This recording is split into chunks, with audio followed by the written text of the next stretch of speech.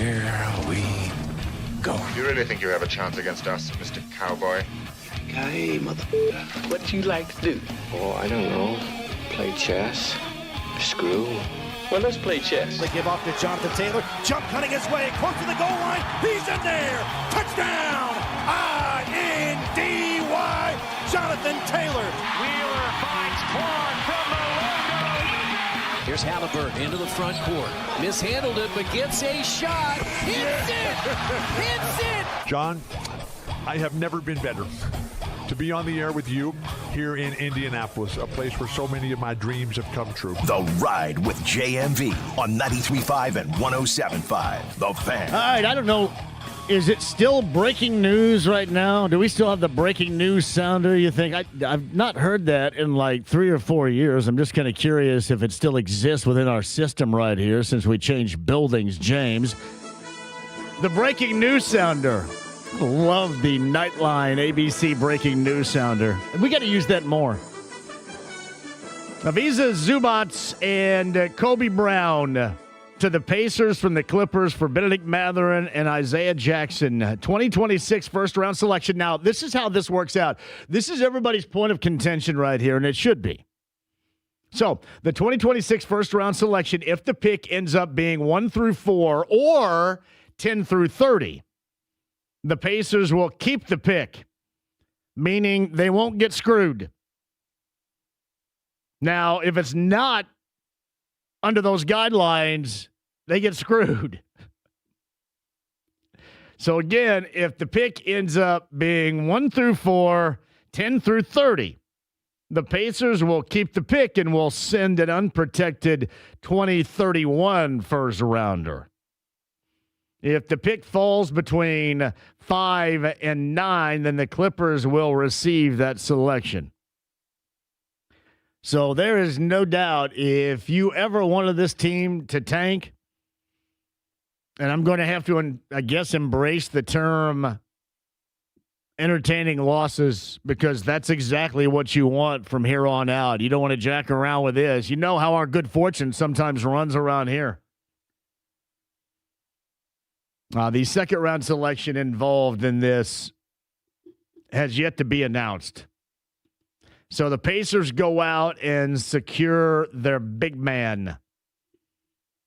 And their big man is Ivica Zubac of the Clippers. Jake and I were going over that. He has been a good player. He has been a good player with a team that has always had potential, but has always been outweighed by both Harden and Leonard. He is a guy as a big man that is pretty damn good. 14.5 per game, 11 rebounds per game. I can't remember the last time the Pacers had as significant of a rebounder as they would a scorer.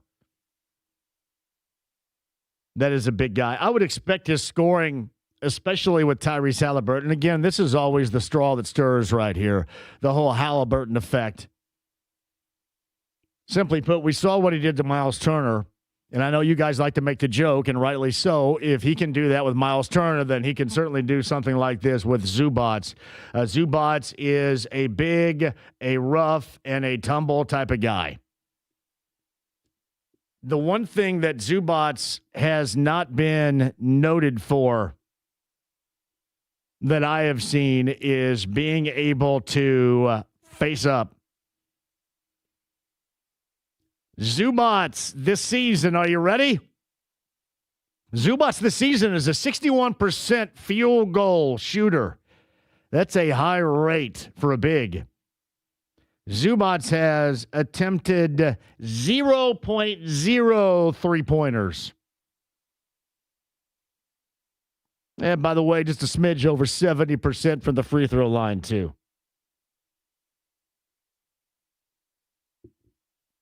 Now, I'm going to ask you this, and by all means, please tell me if you think that's correct. Am I making too much out of being a threat from distance? Especially in the big man Halliburton high ball screen action that just worked out so well for Miles. It did work out well for Miles. Simply put, that remade Miles' career. That's why Miles has the money that he's making right now, which is a hell of a lot more in Milwaukee than what Zubats will be making for the foreseeable future here. We'll go over the implications as far as this contract is concerned coming up in just a minute.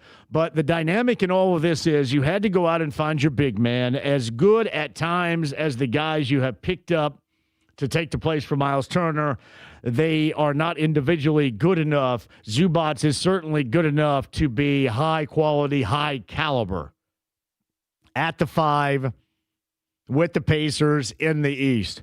And there is a great deal that is interesting about him to me because this team has for so long been without a counted upon dynamic rebounder. I'm just thinking about, I guess I'm thinking about this from when was the last time you talked about a Pacer team where you felt good about them being able to get on the offensive glass?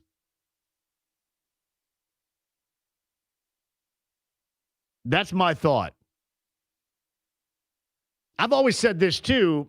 Offensive rebounding can be so important for a good shooting team because there is nothing easier outside of a layup in the world than an offensive board kick out to a stepping into a three-point wide-ass open shooter.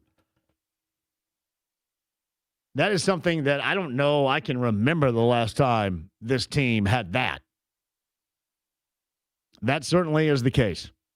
What they don't have is a big that, again, 0.0 three-pointers taken this season. He just doesn't do that.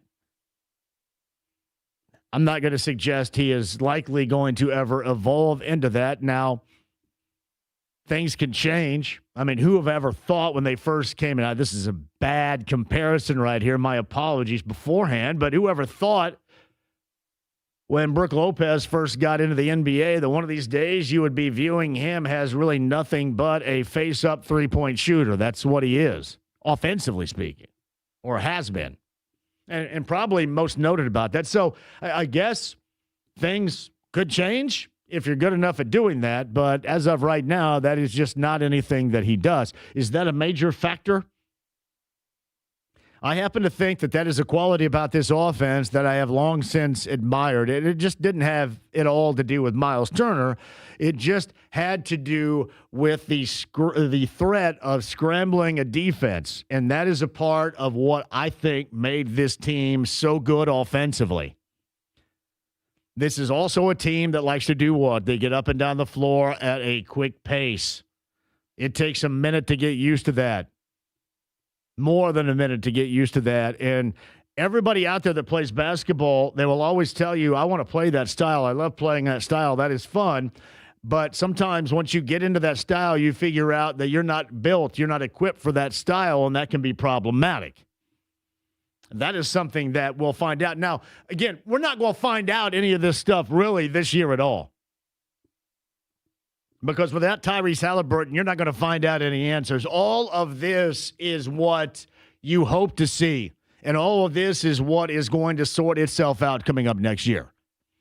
Yeah, right now, this is going to be a race to see and to make sure you maintain that lottery selection. And then hopefully Pritchard and Buchanan can go to work and get one right there. And sir, get one right. You guys are asking me, do you view Benedict Mathurin as getting one right now? I like Benedict Mathurin. I have not one bad word to say about him. If you're going to create a basketball player and you want to give a basketball player the mentality that they take with them in any game, at any time, on any level, that's exactly what I would want right there. Somebody that just cares and is single-minded, focused on that. And I do think that it is a lot more about this deal, the fact that you're in a position right now. For example, does this ever happen at all? Does any of this happen if Tyrese Halliburton is not injured in game number 7? If this season is not a complete wash, he's not compromised with that, how much of what is going on right now doesn't happen? Or how much have we witnessed that doesn't happen? Listen, they still may be going through injuries with others. Who knows how that is going to work out, but let's just say this is all a product of what took place in the second quarter of game number 7 of the NBA Finals. And it has given the Pacers the opportunity to readjust and then to justify that readjustment on the fly. Now you can justify it. You can. Even though I like Mathurin and I like the Mathurin mentality, I still think that there's much more in his game that is ready to evolve at a young age that a lot of people agree with me or disagree with me for the most part right now. However, this is an opportunity. This is an opportunity for the Pacers to focus in on, because this is the gap year we make fun all the time. This is to focus in on what you want to be for now going into next year, the short-term future. What is going to quickly get you back, hopefully, to the top of the Eastern Conference? And let's face it, the need for Mathurin and what I describe him to be here is much less here than the need for a quality starting big man. I've got no argument after that. Even if I'm bummed that he's gone, even if I like the mentality, I like the growth of the game, I think he is going to be a lot better than people think around here, even with all of that. That still does not hold as much weight as it needed to essentially be found, and that is a pivot.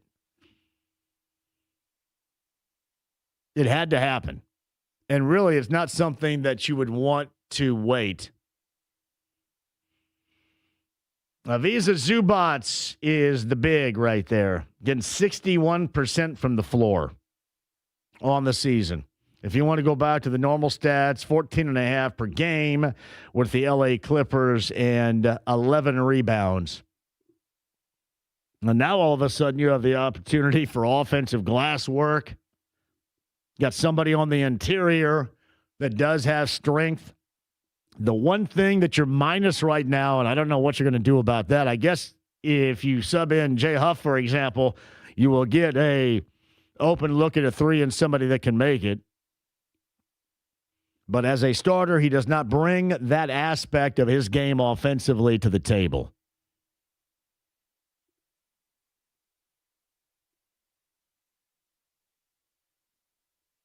So we'll continue to follow this story. That is the breaking news. Thank you, James. See, it's weird. You just sent me that text, and it's going to take me an hour for it to get here. That's great. Right there in the next room. Oh, is it right now? Oh, well, listen, I think you want to hear me talk instead of Rick Carlisle, the head coach of the Pacers, who is joining us now on the inbound, I guess.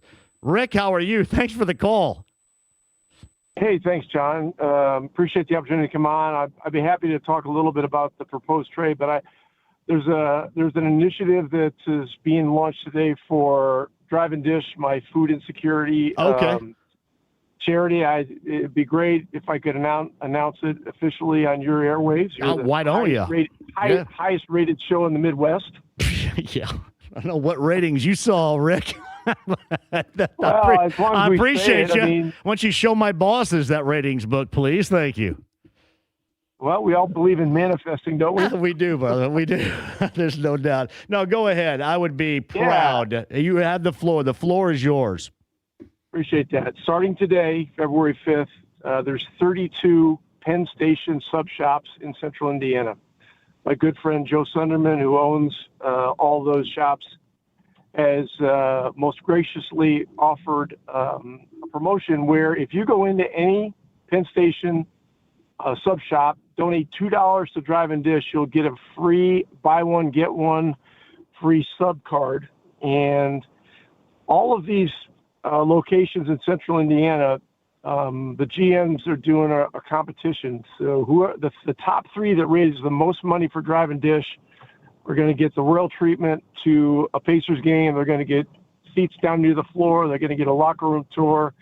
And so we just want to pump this thing up. This charity has helped a lot of people in Indiana who are dealing with food insecurity issues. It's a very prevalent problem, and appreciate the opportunity to come on for a minute, and hope you're well. No, well, I hope, obviously, anytime you want to call and put something like that, any announcements you have to make on here, certainly. Do you have a minute to hang with us, Rick? Love to. Yeah, I'm on the way to the airport, so sure. Okay. Well, we'll double back to this and make sure everybody is well aware of this coming up on the other side too. Is it okay that I don't know really how the timeline falls as far as the deal is concerned when it's completely concrete or solidified here. Is it okay to talk about that with you right now? Well, it is a proposed deal. It's out there. I talked to the media after practice about it. Involves Benedict Mathurin and Isaiah Jackson going to the Clippers for Ivica Zubac and Kobe Brown. With the departure of Miles Turner, we desperately need a quality, high-level starting center. We believe Zubac is a top 10 center in the NBA. Conversations on this deal went on for many days, and I would assume longer. This is a great opportunity for all players involved. Ben has grown so much as a player. Isaiah the same. I mean, these guys are homegrown Indiana Pacer products. One guy's been in his 5th year. One guy's in his 4th year. And I'm proud to say that right now, as we speak right at this moment, these 2 guys are in the best possible position that they could be in to move on to the next opportunity and really flourish. And that's what we hope for them. And certainly we hope the trade goes through and everything works out. But we're excited to get Zubac, and Kobe Brown's a young player that people don't know a whole lot about, but this would be a great opportunity for him. It's Rick Carlisle, the head coach of the Pacers. He is on his way to the airport. He's on the Andy Moore Automotive Group hotline. I'm curious your thoughts prior to and as of right now for Zubac. He is a guy that gives you, or would give you, if this goes through, a depth at that position of which you've had good play at that position, but not quite, an 11 rebound type of offensive glass presence that he would present. What else does he do potentially for you and this team that maybe we haven't seen around here in a minute? Well, there's a level of physical presence that, we haven't had here, in my tenure at this time. I was here before in the early 2000s, but Zubac is one of the most physical centers in the league. He's a terrific finisher. He is a very good free throw shooter. He can make plays in the pocket on pick and roll. He's a terrific finisher at the rim. And, he provides a physical element that not many big men are going to bring in the league right now. And he's proven really over the last several years that in today's NBA game, he can still play fast and run and do those kinds of things. In terms of, his ability to stretch out his game, and maybe become more of a stretch player, we'll examine all that stuff when he gets here. But I had a short conversation on the phone with him, about 40 minutes ago. He's excited. He's been in LA for a long time. And I'm familiar with him because when I was in Dallas, we played 2 consecutive years of really, really competitive playoff series in the first round against the Clippers. And during that time, 5 and 6 years ago, respectively, he was starting to really establish himself. So he's been very consistent. He's played, I think, 94 or 95% of his games in his career. He loves the game. He loves to play. He's Croatian. He and I talked a little bit about Drazen Petrovic, who's a guy that I worked with when I was an assistant coach in New Jersey for a couple of years, who's probably the most legendary Croatian player in history. And we're just excited for the opportunity to get him here and get him immersed in, what we do and how we do things. Well, I really like it too with him because he's a guy that it just wasn't all of us. He's evolved as a player to this level. He has really worked on that game to become what he is right now, to hopefully be able to transition to your team in the foreseeable future. He has worked hard at it, and that's something that you can tell. It just seems like that Clipper situation was much different for him than what he's going to be thrust into again once that goes through here at Indiana, but I'm very excited to see it. Yeah, and look, the dynamics of our team are going to be different than the Clippers. With Tyrese, Pascal, Neesmith, Nembhard is, probably the starters going forward. I think he fits terrifically well with all of our guys. And, 2 years ago, John, we had a game, 2 or 3 years ago, we played the Clippers out in L.A., and he was one rebound away from a 30-rebound game. Yeah, he was. So, I remember that, too, yes. Yeah, and so the next time we played them at our place, we had Miles basically just face guarding him off the boards the entire game, and we were able to contain him on the boards and win the game. But he's a beast in there. And, for a team that has had issues with rebounding, he'll be a godsend.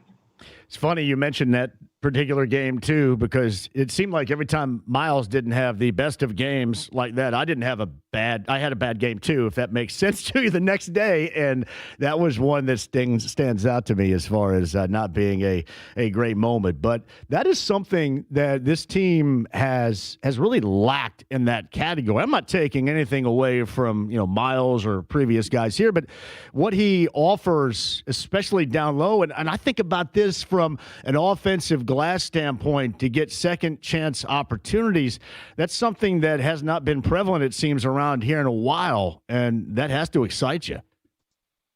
It does. And really, just the timing of this, the situation, we had conversations with a lot of teams about centers. This is, the big man is coming back now in the NBA. You look at what Utah did. They got Jaren Jackson Jr., and they acquired him, it looks like, to play the 4 position.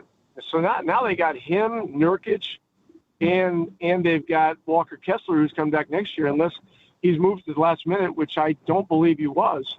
So, there's a lot of teams. Houston's, they started the first game of the season with Steven Adams and Sengun in there. So size matters. It isn't just speed, in today's NBA. And, our game, the NBA game is constantly evolving and shifting, and the ebbs and flows are amazing. And so, we feel like Ivica Zubac really helps us, in areas that we need. So Rick Carlisle, the head coach of the Pacers, before I let you go, I want you to double back to the reason why you called at the outset, but maybe a couple of final thoughts again, if this goes through, on both Bennedict Mathurin and Isaiah Jackson, those that have been prevalent, we have watched and certainly enjoyed. And Rick, the one thing that stands out with Bennedict to me is I'm a huge basketball fan. I love the game, and I love his mentality and how he approaches that every single time he picks up a basketball. That, for me, is something I will miss. Yeah, listen, he's a tremendous competitor. He's got real attitude about scoring the ball. His physicality is not just physicality in general. It's offensive physicality. He punishes, opponents that are trying to defend him, much the way Ron Artest did when he was here, way back in the day. And so, and if you look at his last 4 games this past week, he played off the bench. It's 4 of the best games he's played. Now, they may not have been the super gaudy stats, but his attention to detail, his reads of situations, etc., were really on point. And I'm just very pleased that, at this stage of his career, at this moment, he is the most well-equipped he's ever been to move on to the next opportunity. And so, I'm grateful for that. We didn't have him signed. That was another thing that was going to be, a challenge for us. Zubats is signed for a few years to a very, very good contract, and that's going to help us going forward.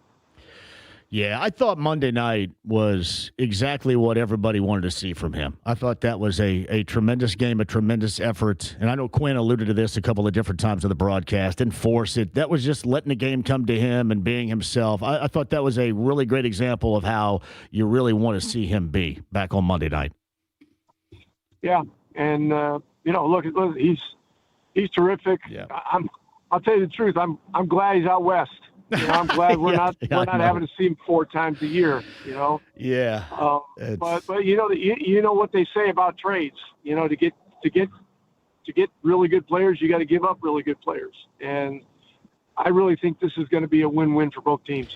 It's Rick Carlisle. All right. The first thing you started with is an initiative you were talking about as well. Let's finish up our conversation. I appreciate you joining us here regarding that and the level of importance you got, Rick, with that in mind. Appreciate that, John. Go to Penn Station Subs this month. All right. Donate $2 to Drive and Dish, which is the food insecurity charity that I started 2.5 years ago. You'll get a buy one, get one free small sub card, and we got a contest going at all 32 locations for whatever 3 general managers raise the most money for Drive and Dish. We're going to give them the royal treatment at a Pacers game. So, John, appreciate the opportunity to come on. Big fan of the show, and encourage people to come out and help us out with Drive and Dish. Thank you so much. You got it. You call anytime, even if we don't talk about sports, because I'm musically inclined too, much like you are. We can do that if you want to, anytime. I don't know if you want to get liberated that much. Oh, liberation is right up my alley, Rick. Let me tell you. All right, and we'll talk. I appreciate you, man. Safe travels. Thanks, Rick. Thank you. So, Rick Carlisle, the head coach of the Pacers on the Andy Moore Automotive Group hotline. I appreciate Rick call. I had no idea that was happening. None. I was actually getting pissed at James because James was interrupting my thought. I go, wait a minute, James, why are you interrupting my thought? Well, I look over at the phone and I see Carlisle, R, and that I was like, "There's no way this is him." Yeah. So I want to thank Rick for doing that. That was really nice. And check out what he again. And I know James, you took a lot of notes on the Penn Station stuff too. We'll get to that as well as far as Rick was concerned. But the major situation is the proposed deal, and I have a great deal of appreciation for his call there because not everything is done yet, and he was not really able to set everything in stone, but he did as well as you absolutely could possibly ask. Breaking down that deal and then describing Zubats, and he was right about the 30-rebound game with Zubats. The reason why I know it's true, every time something like that happened, the next day it was like I gave up 30 rebounds, if you guys remember, which is something I don't miss a great deal. Rick Carlisle podcast, we can do that again. On the Andy Moore Automotive Group hotline, Sidery on the other side, right? We got the covers guy coming up at the 5 o'clock hour. As I checked that, 4 o'clock hour. Chappell coming up in the 5 o'clock hour. Rick Carlisle is something we may rerun. We'll re-rack that maybe coming up a little bit later on too, probably. Also have Dustin Dopirak at 4 o'clock. Dustin Dopirak of the Stars going to join us at 4 o'clock. Otherwise, 239-1070, AAA Membership Lounge via YouTube Live. That was Rick Carlisle phoning in on his own. If you guys missed it, podcast at 1075thefan.com. Back with you next.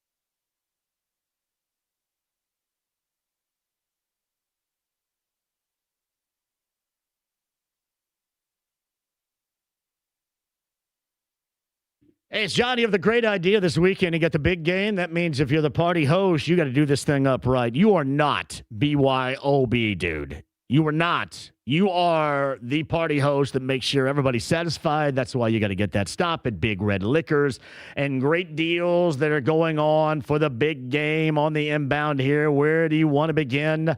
Obviously, the beer category, the big beer category. We're talking Budweiser, Bud Light, Miller Lite. Have you guys tried Modelo? Have you tried the low-calorie beer, Modelo Oro?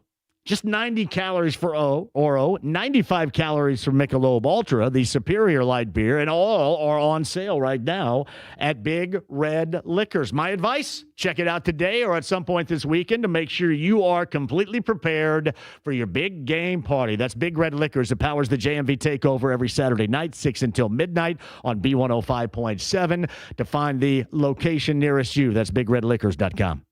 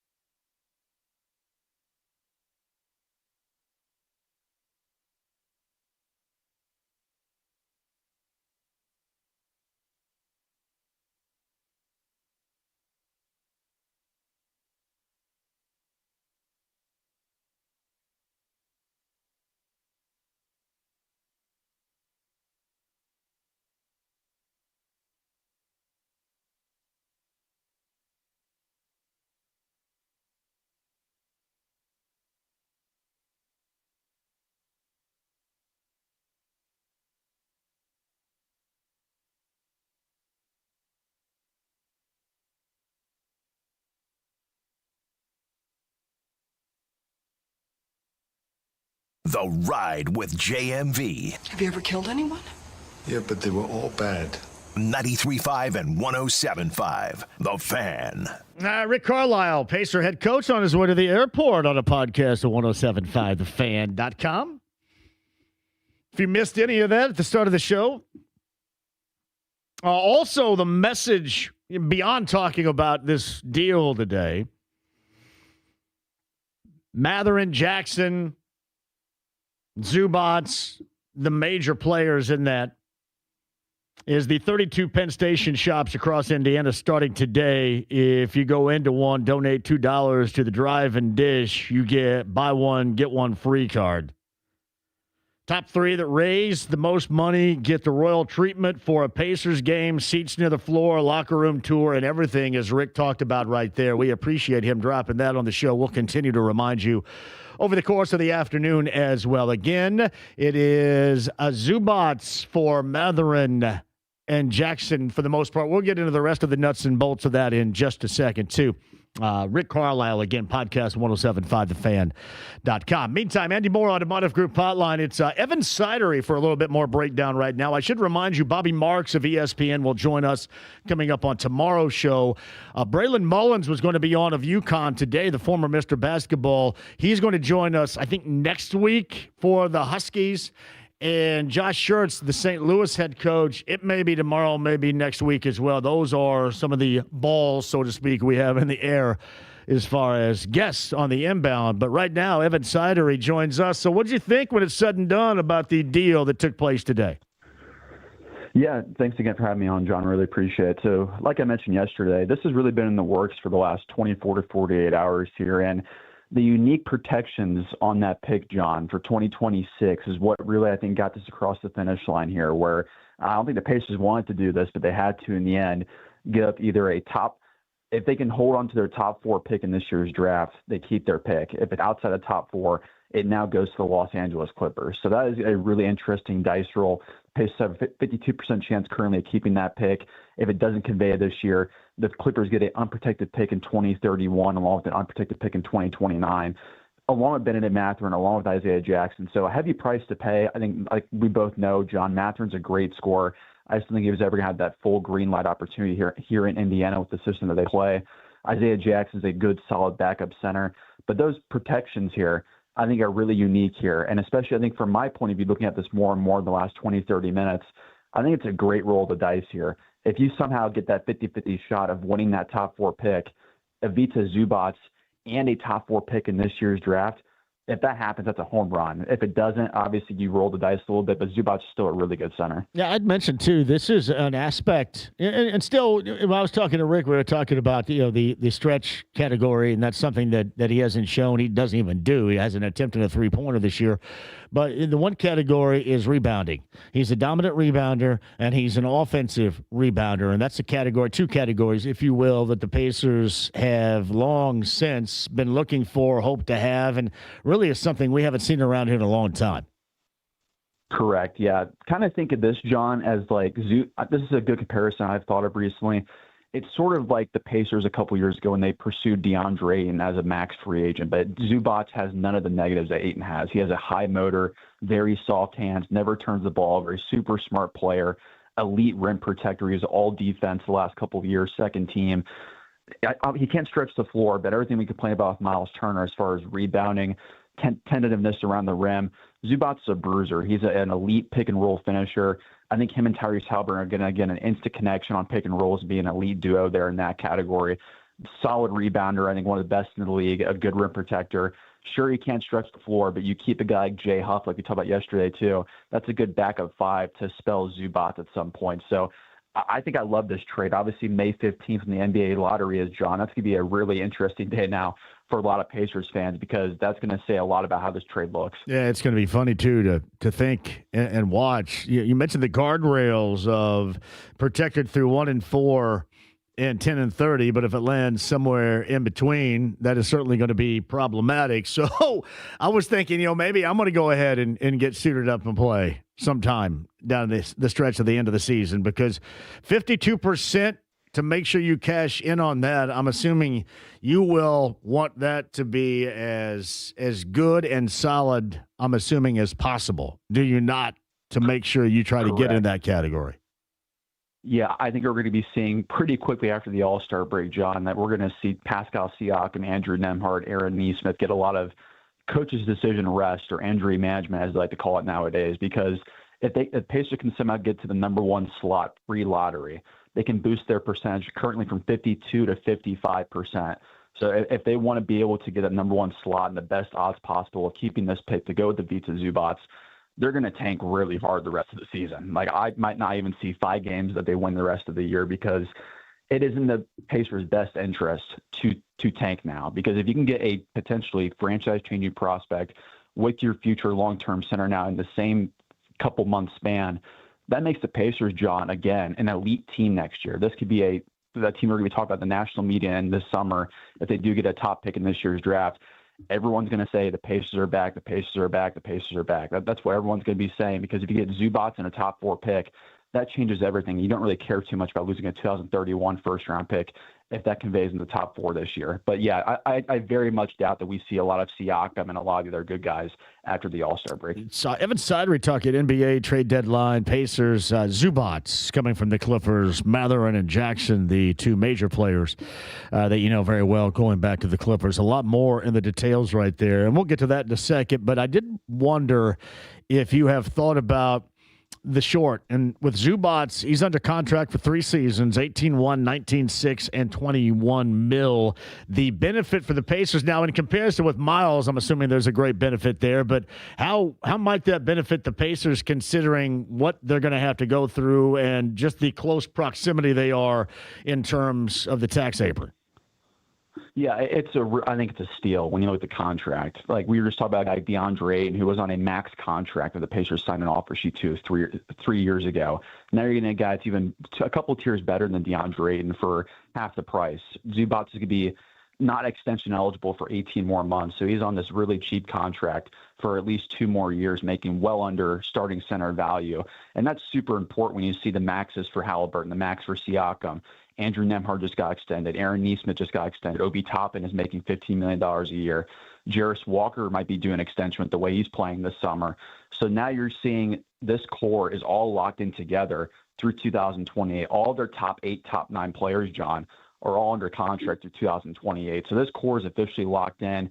And the cherry on top here is if you can add that top 4 pick, that's the bonus there. You get 9 or 10 players now all under contract again. That quote-unquote gap year they talked about, if you can pull off Zubats in that pick, that's a really successful gap year. It's interesting, too, and Evan Sidery joins us. I saw some reports out there from notables nationally suggesting that it wasn't just Zubats. Initially, they'd looked in on Walker Kessler, who was injured, I think, with a shoulder injury in Utah, and they just brought in Jaren Jackson. They got marketing out there as well, so they're going to go big, and everybody thought that Kessler probably was going to be available. There was some thought that maybe in reports that maybe the Pacers had some interest there. Were there any other overtures that you're aware of as far as the Pacers were concerned with that pivot position? Yeah, Walker Kessler, I had heard that a little bit. I hadn't heard it recently. Utah hold a seriously high asking price for Walker Kessler. I've heard 3 first-round picks, multiple prospects. So that was really never a realistic option for the Pacers. I think their fallback options, John, were going to be either Daniel Gafford at the Mavericks. The Mavericks were very interested in Benedict Mathurin, and also Yves Missi at the Pelicans, both guys who did not end up getting moved at the deadline. So it seems like if he was going to be moved to the Clippers in the Zubats deal, Mathurin would have been traded today, whether it would have been to the Pelicans for Missi or Daniel Gafford with the Mavericks. But getting Zubats over those 2 guys, he's a couple tiers above them. That's a huge win when you look at the price of Mathurin. A guy like Mathurin going for an Ivica Zubats type of player, I think is a fair price. So, Evan Sidery, before I let you go here, when you look in terms in the fingers crossed and the hope is that the Pacers are able to stick with a high lottery selection, and that high lottery selection the most, I know that their dreams are in the neighborhood between 1 and 3. What do you like the most? Is it normally like everybody else with you, the top 3 that you really like in terms of the availability in the upcoming draft that could suit the Pacers out a great deal? Yeah, I really honestly think with how this top 3 is, I mean, some scouts even have Caleb Lewis of North Carolina starting to pull up into that category as the number 4 prospect. But when you look at Adrian Dabansa, Darren Peterson, Cam Boozer, they all play different positions, but they all would fit really, really well in Indiana. Darren Peterson would be a dynamic scorer next to Tyrese Halliburton. Adrian Dabansa is kind of that missing piece on the wing right now that they're missing with Zubats, Siakam. If you throw Dabansa at the 3 there, with Nembhard or Aaron Nesmith starting at the 2 spot with Tyrese Halliburton, that's an elite unit. And then Cam Boozer, too, he can slide in, play the 4, play the 5, maybe even play a 3. He's a very versatile player too. But wherever the cards fall for the Pacers, if they were to get 1 through 4, on top of getting Ivica Zubac, that's a massive win. But this 2026 draft class for years, John, has been hyped up as the class in the last 5 to 10 years. And if the Pacers are somehow lucky enough to especially get in that top 3, really ideally for the Pacers, I would think top 2, because Darren Peterson or AJ DeBanza, with the current roster they have, would really take them to a true title contending team immediately next year. So if you can get 1 or 2 in this draft with Ivica Zubac on top of that, this Pacers team is going to be talked about a lot nationally coming up this summer. It's Evan Sidery. Where can people find your work, yeah? Yeah, go ahead and follow me on Twitter, guys, if you haven't already, at eSidery, at ESIDERY. I'm also going to be starting a YouTube channel as well coming up here soon, so youtube.com/eSidery. It's well done, Evan. I appreciate you hopping on here. Thank you. Of course, John, anytime. Thanks, man. It's Evan Sidery on the Andy Moore Automotive Group hotline. Rick Carlisle called in a little bit earlier, too, regarding this deal. Could not get into solidifying it, but he gave you a pretty good thumbnail sketch of expectations on incoming and outgoing. We'll get back to that coming up, too. We've got Covers.com action coming up. We have Mike Chappell coming up, too. But on the other side, your calls for the foreseeable future at 239-1070. Do you like the deal? Are you in favor? And how much more interest are you going to have now, considering you can kind of see now what the Pacers are trying to do in event of the longer term? 239-1070. That with you on the other side. The stream, the app, HD Radio, AAA membership lounge via YouTube Live. Become a AAA member today. Download the AAA app to your smartphone. Hit that button. Become a AAA member right now. That's AAA.com at 93.5 and 107.5 The Fan.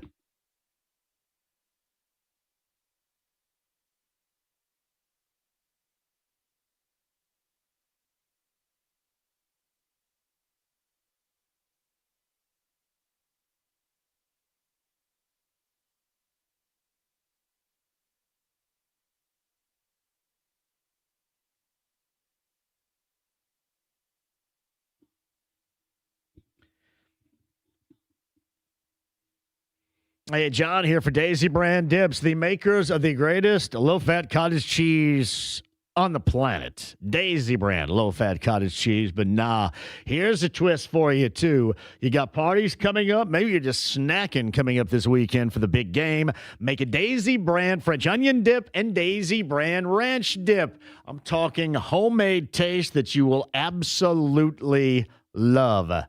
Your kitchen couldn't come up with anything as good as this. We're talking dips with chips and wings and vegetables and crackers, all of the above. And if you're hosting a party, this is essential. Daisy Brand dips, French onion and Daisy Brand ranch dip. Find them in your favorite grocer's refrigerator today.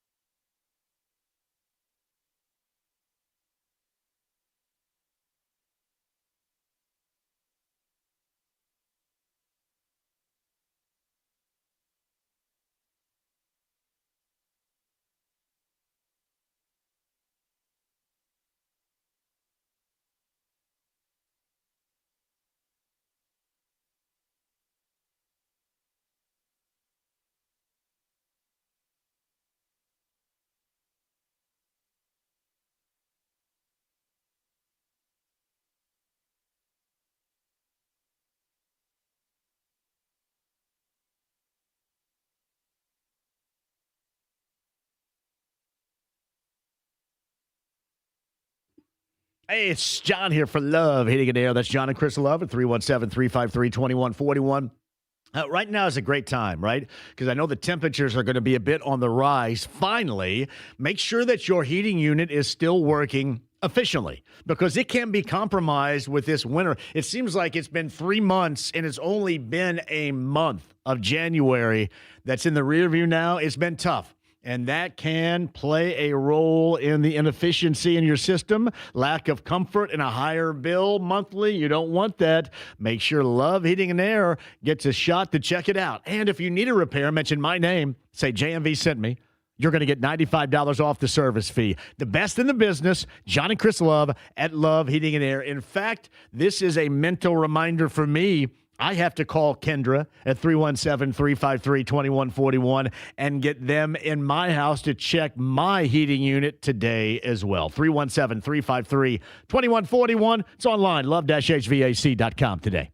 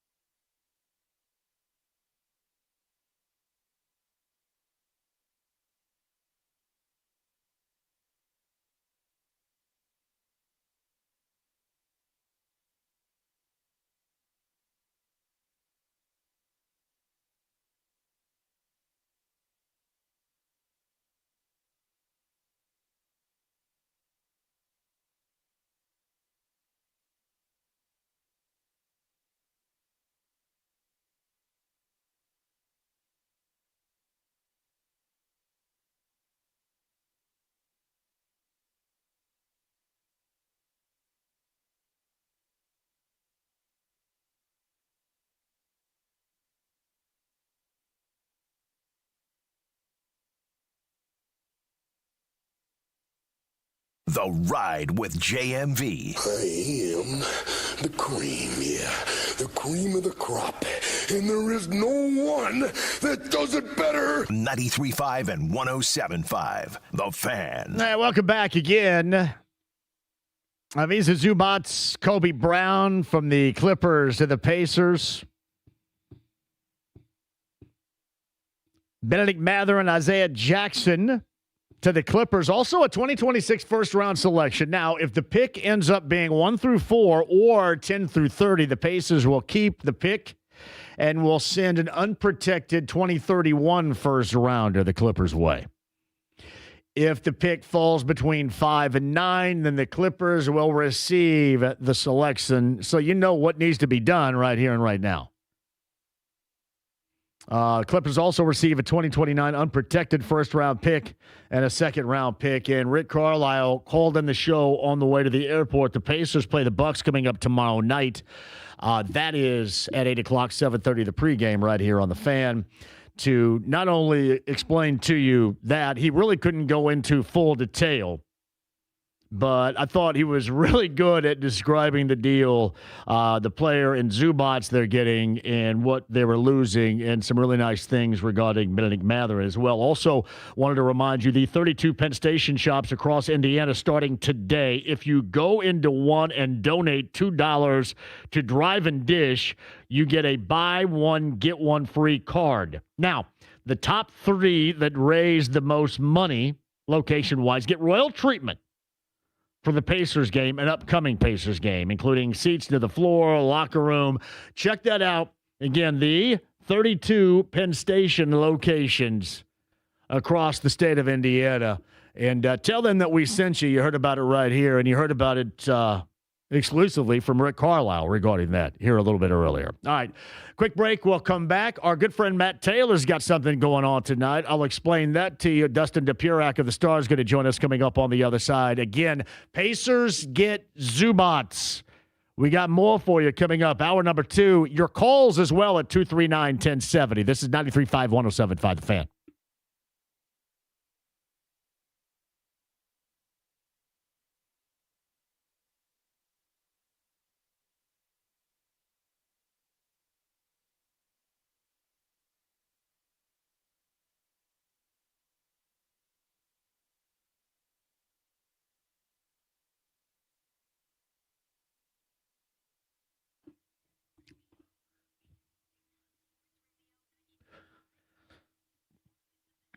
Hey, shout out to Rickard talking about my sports arousal right there, too. Here's what I'm going to tell you. How about your hair, your real growing hair arousal right here? 9 years running with Darren Andrews at WeGrowHairIndy.com at 317-522-2995. I wanted to get my real growing hair back. If I wanted to butt cut it down the middle, part it down the middle, feather it on the side like Steve Alford did in 1983, I can do that now. I would not be able to do it now if not for the greatness of Darren Andrews and WeGrowHairIndy.com. No matter your hairstyle, if you want your real growing hair back again, make that call today. Talk to Darren. Get the wheels rolling at 317-522-2995 or WeGrowHairIndy.com today.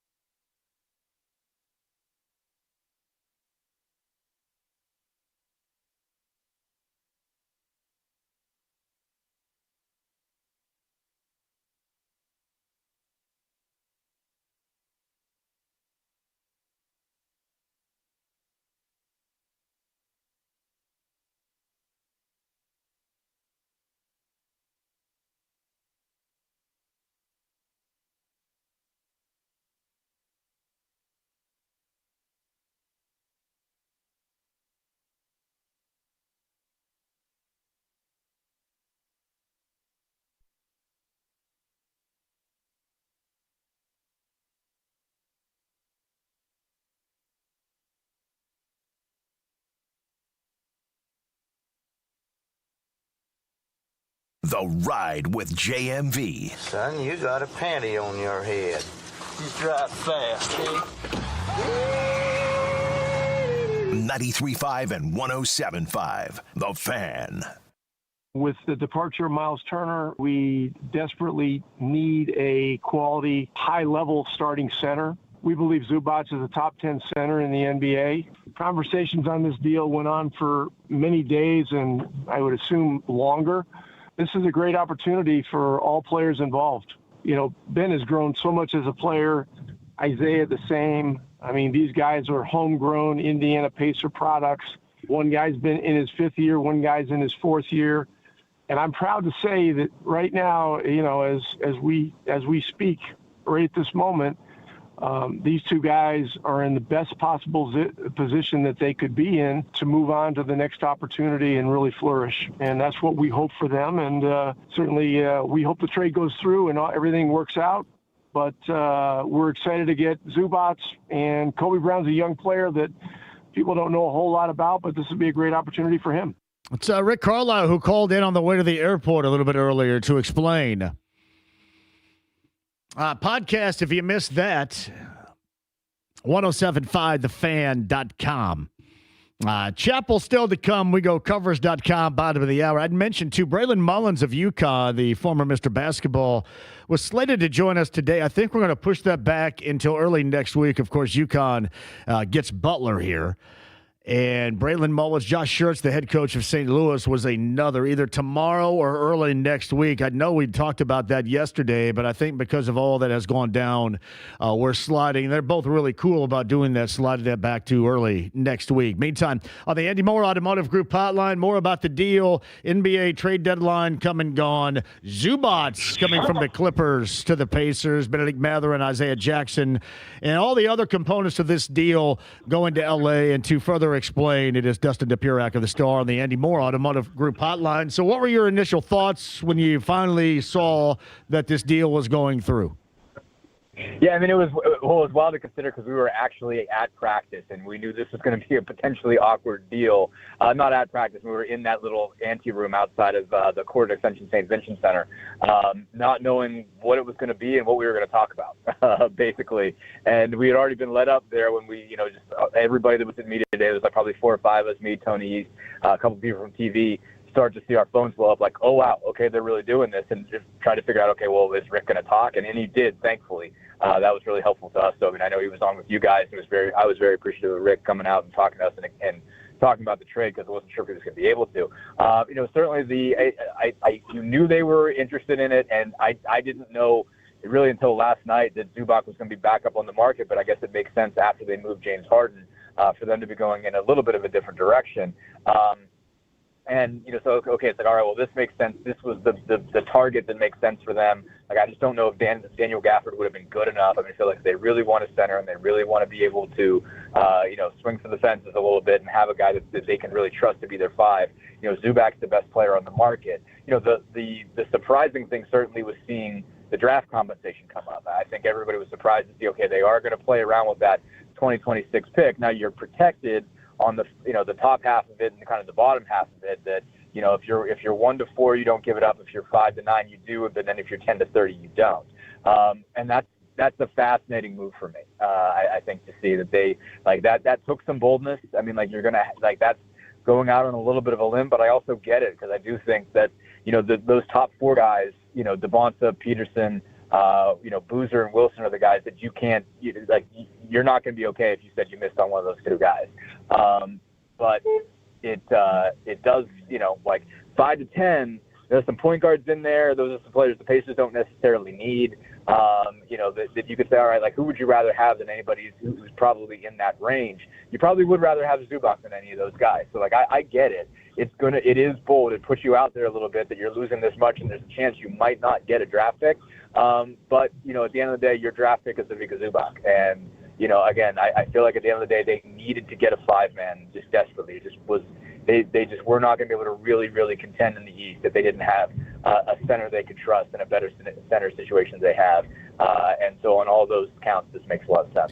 So Dustin Dopirak of the Stars on the Andy Moore Automotive Group hotline. How much sense does this make? Have you really poured over the finances of it? And we'll get back to the nuts and bolts of the basketball, the effect of the team coming up in a second. But the finances of it, when you put it in terms of what Miles got in Milwaukee now that he is gone and what you're doing for the next 3 years with Zubats and what you're trying to do around here, monetarily speaking, it makes a hell of a lot of sense to me. Yeah, and I mean, it fits basically in that same mode. Obviously, you move on from Mathurin, you no longer have to think about bringing him back. So it is about what you want to spend. I mean, they're going to pay him more money going forward. I can't remember what the numbers are next season, the season after that. I mean, he gets up to right around 20, if I'm not mistaken. But I think paying around $20 million for your starting center, that's fine. You'll take that. At the end of the day, that's kind of a deal.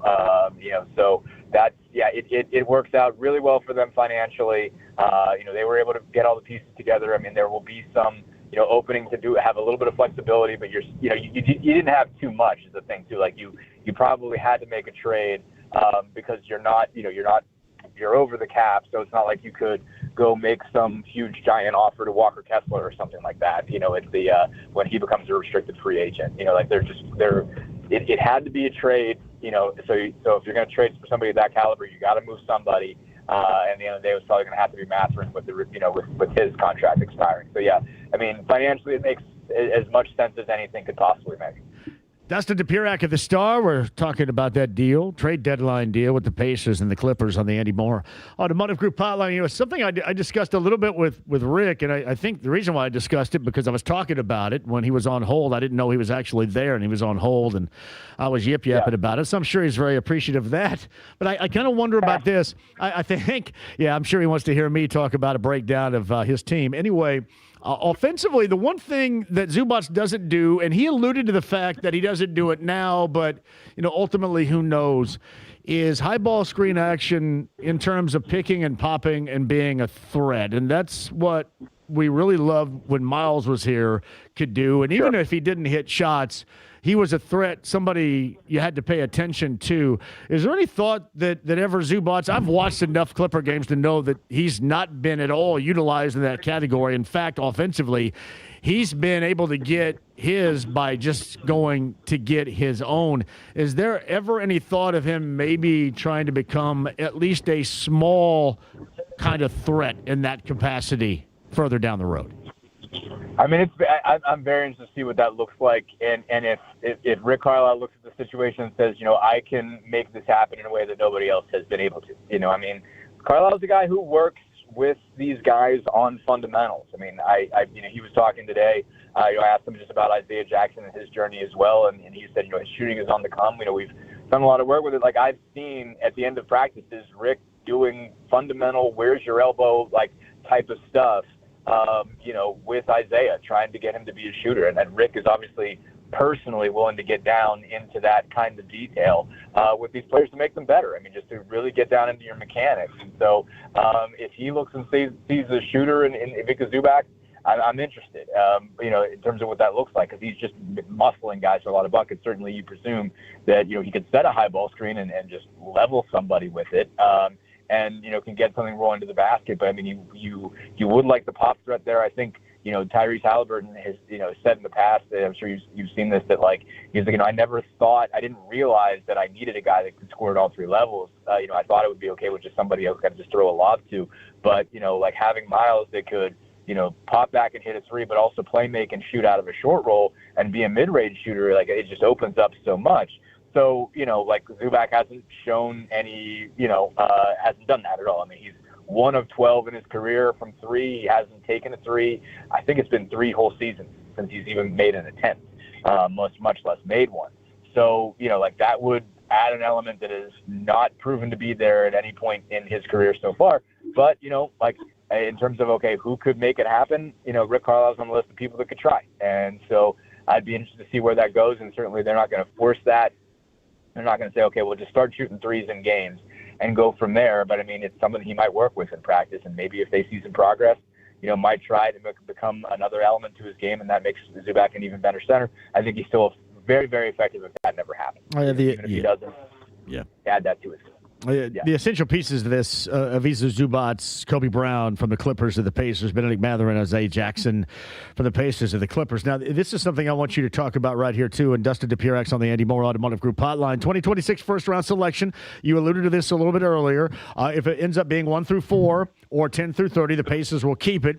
If not, they're going to lose it. That is problematic. So we'll start right there in terms of how you expect the Pacers to play the rest of the season, considering the guidelines of executing this deal with the 2026 first-round pick in mind. Yeah, I mean, it's so weird. I guess what you have, I guess the sensible thing is just to devote to the tank and go from there. And, I guess the most sort of logic, obvious thing to do is that, and say you got to get the best chance you can to get a top 4 pick. And, because you don't even have anything coming back at you if it's 5 to 10, you're going to really want that.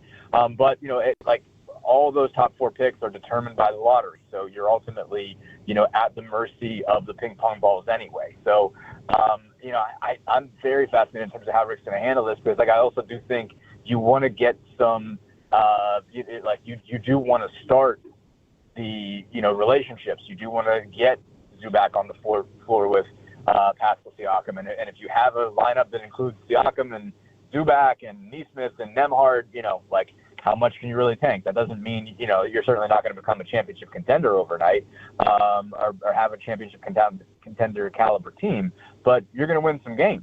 There's going to be some wins in there. So it's okay, well, can you afford that? Eventually there's going to have to be, as much of a pulling of the plug as they can muster. But, how much playing do you want to do and get on the board with these guys? And, do you want to get good enough to be 10? What do you, it's hard to say what the move is. I don't know if you just start playing and see where it takes you. You have to be the worst. You almost have to be the worst in the NBA, don't you? Because of this. Level, but if you're worse than the NBA and you strike out in the lottery, then you're fifth and you lose it. So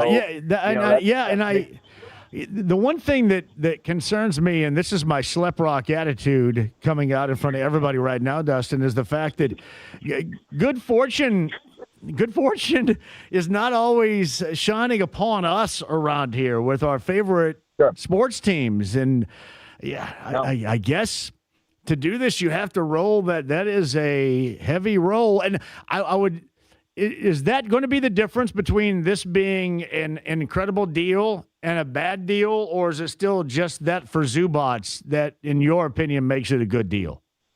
I think that's really what it is, because I think you look at it and say, okay, I imagine this logic, and I'm trying to put myself in their shoes. It's okay, well, think about who's going to be there from 5 to 10. Would you rather have them or would you rather have Zubac?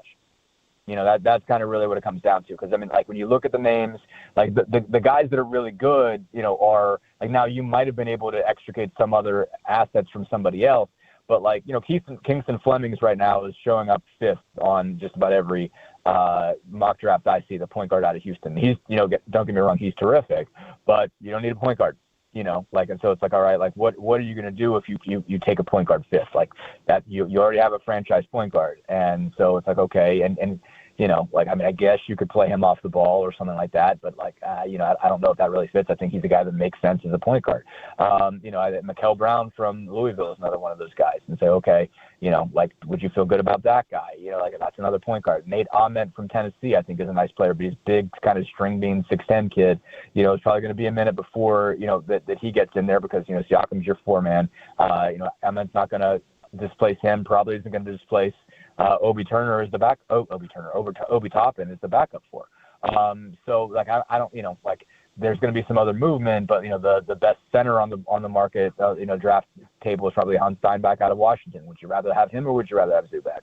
I kind of feel like anybody that you look at from 5 to 10, you're probably ultimately saying, all right, you'd rather have Zubac because you just need a center. And so I get it. And then if you get good enough, then you'd rather you'd like the help that you get from 10 to 20. But ultimately, this is what it was going to take, was just the possibility of the Clippers being able to draft 5 to 9 in this draft. You're probably better off than any other way you were going to solve the center problem. I would agree with the center part, but it will be it's bold. It's out there. Yeah, it is bold, because if this falls through and doesn't happen, that is going to be the lasting memory of this. You know what I mean? Yeah, I mean, and obviously, again, it depends on what happens at wherever they would have picked, and if it's a point guard, and if they get Kingston Flemings, and you're like, okay, well, ultimately, you just traded Kingston Flemings for Ivica Zubac. Would you have done that deal? It is going to be that way if Zubac doesn't work out, or if it does run the risk. It could go bad in such a way that really hurts you. It could. But I get the belief that, okay, at the end of the day, you view the top 4 guys as the franchise-changing players. You don't view anybody that looks like they'd go from 5 to 10 in that same light. So would you rather have one of them, or would you rather have Zubac? If that's what it takes to get it done, if they're a no on 2027, if they're saying, hey, if we give you Zubac, you guys are going to be good, so your 2027 first-round pick is going to be somewhere around 24th, 25th, that's not worth it to us. If that's their view, that's all right, if you're 5 to 10, we want that. We understand we wouldn't give up 1 to 4, but what makes this worth is the chance to pick, 5 to 10. That makes sense for us. Maybe it doesn't make sense for you. At the end of the day, I get where everybody's coming from on this, and why they would do this deal, and why the Pacers would do it, and why the Clippers would do it. It does have the possibility of going poorly and looking even more. It could look more stupid than it actually is, because at the end of the day, the results will make you look dumb.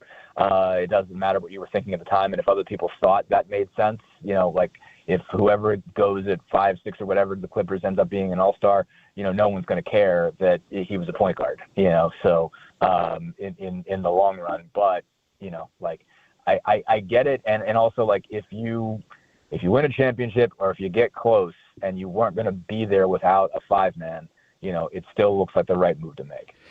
Let me tell you this, too.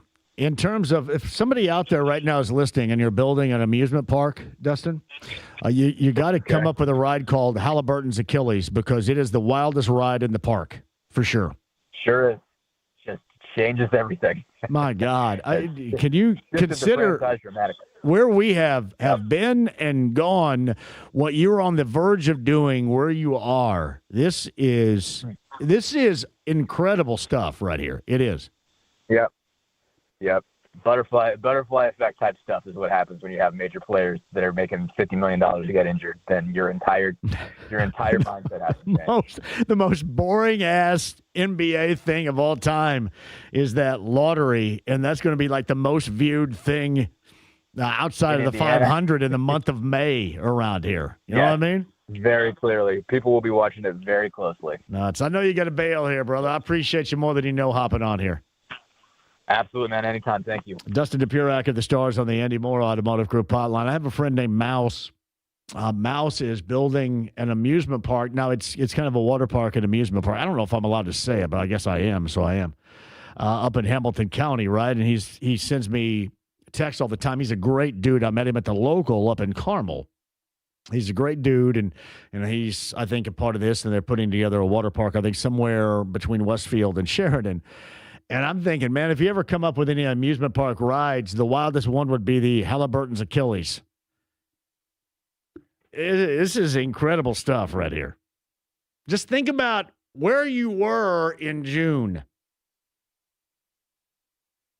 Better said, where we all were in June compared to where you are right now. That's some stuff right there. Some stuff. So, here's my thought. Is this deal worthy of the dice roll? Now, you can look at it a couple of different ways. Yeah, obviously, who knows, with Matherin, you secured your starting big for the future. You did it at a discount. Is this deal worthy of the roll of the dice? This sounds like a poll question I should be asking right here. Is it worthy?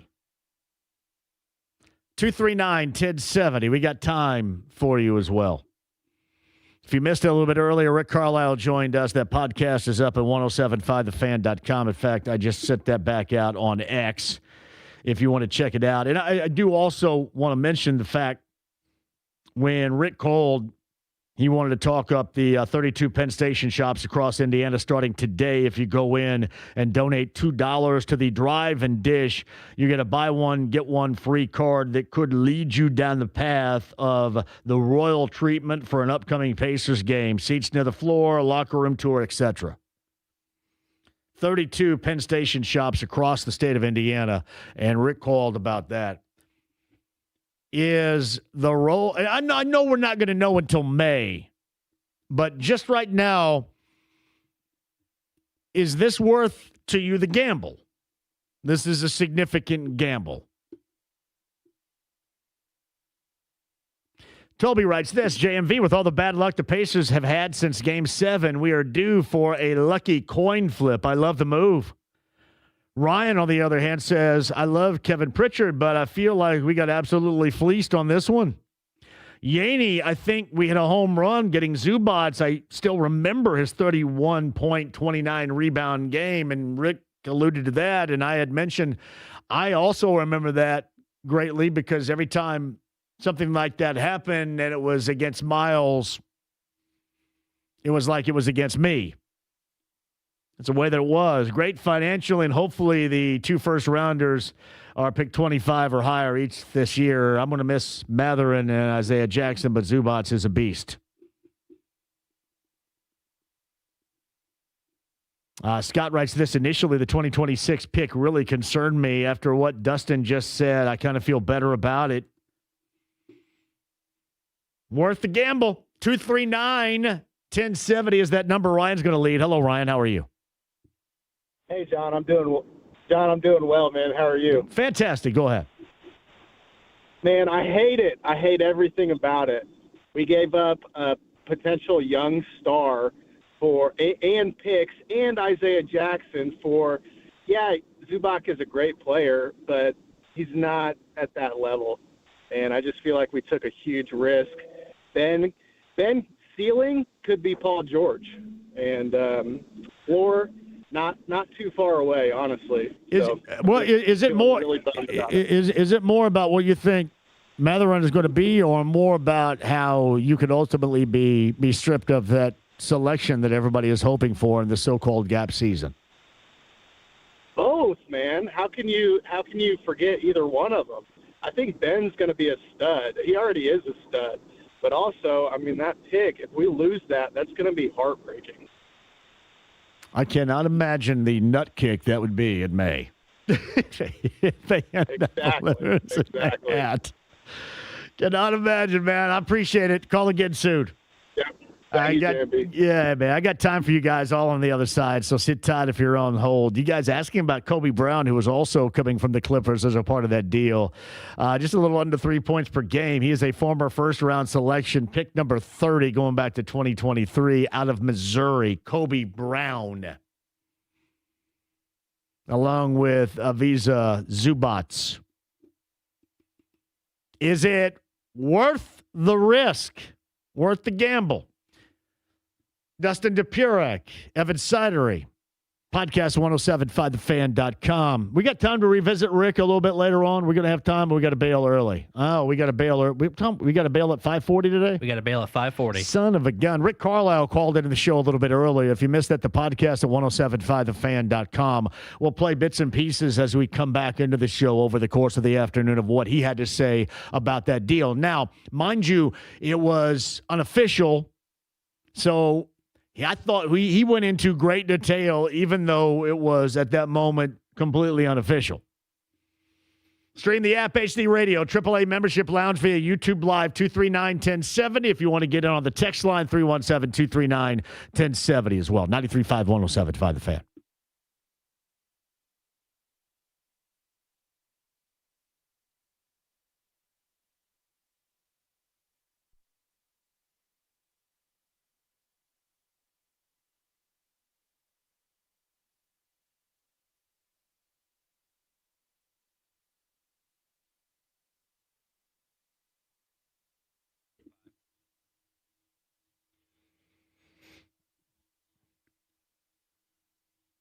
District Tap, 2 locations, Northside Clearwater Crossing, downtown Indianapolis. Going to make you happy on just the happy hour specials you're going to get, too. How about the great food you're going to have? And TVs everywhere. You're not going to miss a moment of any action at the District Tap. Live music on the weekends. Check that out. Event space for any of your parties, office party. Maybe it's a private function you want to put together. It is the District Tap. My man Michael has a great place on the north side, Clearwater Crossing, and in downtown Indy.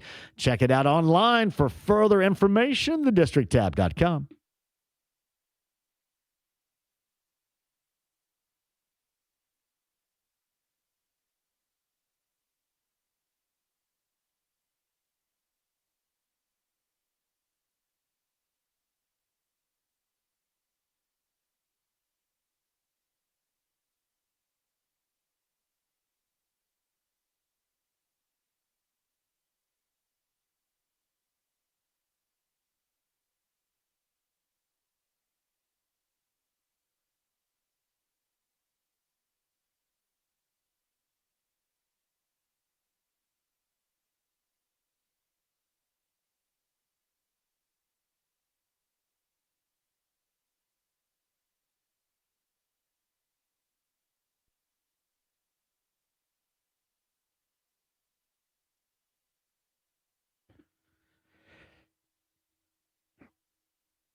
JMV for QC Kinetics, struggling chronic knee pain. That is in the rear view right now, thanks to QC Kinetics. I love playing hoop. You know that had been compromised because of the knee pain right here, but I go with that consultation.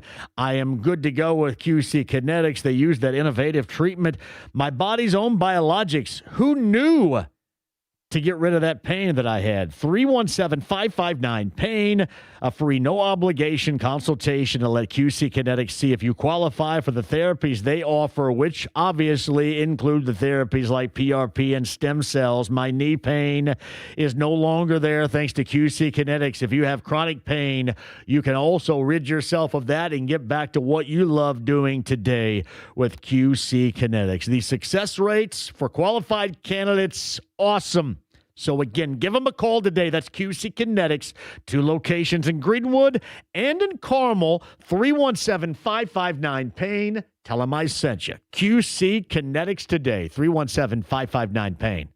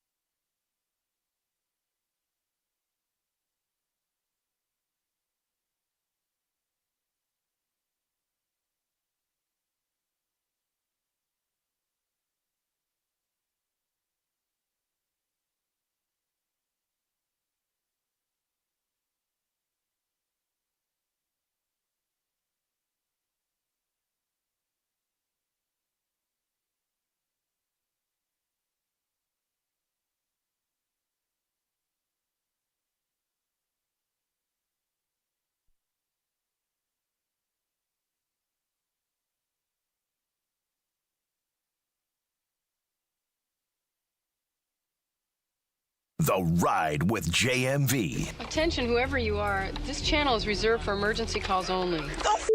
Lady, do I sound like I'm ordering a pizza? 93.5 and 107.5. The Fan. Got a great idea for you. Nate Bargatze. Did I get that right? Bargatze? Close enough. Is Logan rating on us right now, too? He is, yeah. Oh, good. Number 30 on the text line at 317-239-1070. Nate Bargatze going to be at the Fieldhouse. You can go. I believe that is on the 14th, is it not? Valentine's Day comedy, number 30 on the text line, 317-239-1070. You are going to go on us. All right, Zubats to the Pacers, and I want to know your thoughts on the gamble with the first-round selection. And again, those ramifications as follows. This is all a part of the deal. It is Ivica Zubac, Kobe Brown going from the Clippers to the Pacers for Benedict Mather and Isaiah Jackson. Now, here's how this 2026 first-rounder works. If the pick ends up being between 1 and 4 or 10 and 30, the Pacers are blue and golden and keep the pick. And then they'll send an unprotected 2031 first-rounder to the Clippers. If the pick falls between 5 and 9, then the Clippers will receive it. And the Pacers coming up in the first round of the draft will be SOL. So my thoughts to you at 239-1070. You guys can chime in or at JMV1070 on X, wherever you want to get a hold of me. Do you think the risk is worth it? Do you dig the gamble? I like it. You like it? Yeah. You're worthy of the gamble? You guys all digging on the gamble right here. If you don't come back with Kenny Rogers and the Gambler a little bit later on, you're not worth it. Yacht Rock review tickets coming up a little bit later on, too. In case you missed it, Rick Carlisle called in a little bit earlier, the head coach of the Pacers, and could explain as much as he could before that deal being solidified. Podcast at 1075thefan.com. Jason Logan of Covers.com joins us on the Andy Moore Automotive Group hotline. Do you guys make odds on NBA trade deadline deals? Well, we don't make odds. We we see what the odds makers. We'll leave that to the professionals. But we'll give our 2 cents when it comes to, where the value could be. You try to get ahead of some of these rumors and some of these trades, and there's rumblings that this team might be clearing cap space for this or that team. And, you try to get ahead of the market. We try to point people in the right direction so they can get kind of the better of the odds before they adjust. I mentioned the gamble that the Pacers are doing right now with this first rounder coming up, and all eyes are going to be on the NBA draft lottery and how that transpires coming up in May. Do you think this is worthy of that gamble, Jason? Yeah, scared money don't make money, right? So Indiana knows that they have a championship caliber there once they get all the pieces back. I think Zubac alone is a great piece, an excellent piece. This is a guy who is 28 years old, but he's been in the league for 10 years. So, he's still a young guy with a ton of experience. He's a walking double-double. He's played alongside some big superstars. He knows where to get his. And I think coming to Indiana, you're going to get the best of him because I think he's a viable option. He's a guy that doesn't mind doing the dirty work. He hits the glass hard. He hits the offensive glass hard, fills that spot that you lost with Miles Turner gone. I think he's a better center than what you were getting out of Miles Turner. So I love that. And then, rolling the dice on the draft pick. This is their upcoming draft pick. So if they finish 1 through 5 or 1 through 4, they get it. Is that correct? Yeah, 1 through 4. 1 through 4, they get it. And then it's kind of interesting. You go 1 through 4, they get it. And 10 through 30, they get it. If it falls between 5 and 9, that's when the hosing happens right there. I think, you roll the dice on that. I think that's great. They're not going anywhere. This was a trade that was set up for next year, right? They're not going to win anything this year. They're banking on Tyrese Halliburton coming back next year, being ready to go and putting a great team around him and taking a run at the East. So yeah, I like the roll of the dice. Turn on the tank. You guys better suck between now and the end of the season and secure that. Well, I mean that still doesn't secure it. The problem that we have around here is this whole Halliburton Achilles. I mentioned this a little bit earlier. It's the most thrilling ride in the amusement park because of all that's transpired between the second quarter of Game 7 back in June and now, and now what you're going to still go through basically into May is incredible. Yeah. And like I said, though, there's championship pedigree with this team. Their system, it's a system, and they have the kind of the players to run that system. They continue to be deep. I think Zubac is a guy that, like I said, he's gritty. He's played among superstars. I think you're going to get more from him than what you've seen from him. And he's a guy that has shined on the Clippers despite having a guy, Harden and Kawhi and a lot of these other big names around him. I like the deal. Jason Logan of Covers.com. Away from that for a moment too. Got a big game coming up on Sunday too. I know you guys have a lot to talk about. Have a lot here too. Where do we start with the game itself with the Seahawks and the Patriots? What do you like about it? What do you think about it going into Sunday? I think it's a great matchup. I mean, I think it could be a little closer than the point spread would indicate. However, I'm not necessarily taking the points with the Pats on this one. My first bet out of the gate was Seahawks money line, and I was able to get that at a pretty good price around -200, and we've seen this climb considerably with a lot of action on Seattle pushing the spread and the money line up. But I just believe this is the best two-way team New England has faced all year. I mean, we can criticize their schedule. It is what it is, and they've got to this point, and their defense has played exceptional down the stretch. Since their bye week, their defense has been an absolutely different animal. However, I just see so many different ways for Seattle to win this game. They want to win a shootout. They can throw it. They want to win a rock fight. They can grind it out with this defense. I think the biggest factor from them is that they're able to get pressure with just the front four rushing, and that gives them so much versatility with those linebackers to either drop in coverage or bring disguised blitzes. We have seen Drake May struggle against some particular zone sets, specifically cover 6, and that is something that the Seahawks have rolled out at a higher rate than anyone right now. So I think the Patriots need something extraordinary to happen. They need something high variance. They need a takeaway. They need a pick 6. They need a special teams touchdown, something like that. To me, the path is just clear for the Seahawks. Props, Jason, what are you looking at prop-wise? What are the most interesting on the board? Always props. Always props. So I got 3 that I really like, so I'll give you those. And one's kind of a combo of 3. So first, I do like Sam Darnold to go over his completions total of 19.5. He looked phenomenal in that NFC title game. I mean, that was one of the better games I think I've seen him play. He was poised. He wasn't forcing it, made some big throws, 25 completions in that game. And he was still recovering from an oblique injury in that game. He was very limited the week before against San Francisco. Now he's had extra time to heal up. Coming in against a man-centric scheme from the Patriots, he's the number 3 quarterback in completion percentage versus man defense. And I'll tell you, in the last 11 games, he's faced nothing but zone. So I think this is something where Sam Darnold might not throw for a ton of yards, but he's going to just dink and dunk. I think the Patriots are going to try to take away the big plays over the top. And Sam Darnold will be fine just hitting those quick ones. So I like his over 19.5 completions. I do like Raheed Shaheed, who is the receiver they picked up at the trade deadline from New Orleans. I took his over on receiving yards around 20.5 yards. I took his over on longest completion of 15.5, and I did take him to score a touchdown. This is a guy, too, that came over at the trade deadline. A lot of people had high expectations. However, they've taken on a lot of zone defenses that don't allow anything over the top. The Patriots run the 10th highest rate of man, and Shaheed is a much different receiver versus man. A lot of attention on JSN. I think he gets one-on-ones. I think he's bound for a home run play in this game.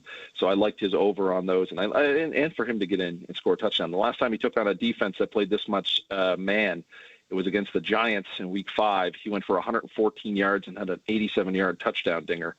Looking at the Patriots, I do like Drake May to go over his 13.5 longest run. This is a guy who's put this Patriots team on his back and run them into the Super Bowl. I don't know if he gets over his total, but I do expect him having to make a play with his leg, especially with the way that this Seahawks team can cover, especially with the way that they can get pressure with front four. That clock's going to be ticking. He's going to have to take off, and I think he's got one for at least 14 or more yards in his arsenal. So those are my 3 favorite props for the Super Bowl. You guys have any props as far as the broadcast, commercials, things like that are concerned? Those are always out there. Now, I will say a lot of those are not available in legal wagering states because these are things that aren't graded in the box score. So these are things that you're not, if you're looking to walk into your sports book or looking to open your app here on Sunday and bet these sort of things, they're not going to be available. A lot of the offshore books, a lot of the international books. I'm in Canada. There's a few sports books here that will offer those sort of things. How many times will this be mentioned? Who will they say first? What quarterback will be shown first in the broadcast? Will someone cry during the national anthem? These sort of things are out there, but it's not something that you're going to find in most regulated markets. Gotcha. Jason Logan of Covers.com. How can people find your stuff, Jason, leading up to the game? Yeah, you can come to Covers. We have everything for the Super Bowl. I mean everything for the Super Bowl. And it's all free. There's no sign up. There's no subscription. You just come, you check it out, get some great information. So that's Covers.com. You can follow me on X at CoversJLo. And you can check out our podcast, the Sharp 600 podcast. It's myself and Todd Furman, who's a former odds maker turned professional bettor. We break it all down. There's 2 episodes for Super Bowl, last week and this week. Some great insights and some great bets for the big game in there. My brother, well done. Enjoy that game, and thanks for hopping on and giving us a little bit of insight, wager-wise, and at least the interesting gamble the Pacers are taking right now at the NBA trade deadline. I appreciate it. I love it. I love the Zubac deal. Love a gritty big man. Love it. Thanks, Jason. All right, thanks, guys. Enjoy Jason Logan of Covers.com on the Andy Moore Automotive Group hotline. So the deal you've heard about, the gamble, the risk here. Are you with it? 239-1070. James Cam is up next here. Hello, Cam. Welcome to the show. How are you? Hey, John. I'm great. How are you? Great, Cam. Go ahead. I love the trade. And you talked about the gamble. These are a few reasons why I think I like the trade. I don't think that they were going to re-sign Matherin. I think a lot of people felt the same way maybe. I know a lot of people wanted them to re-sign Matherin. So, I don't know how mad people would have been if the Pacers wouldn't have signed Matherin, after this year, and for some reason the ping pong balls don't go the Pacers' way.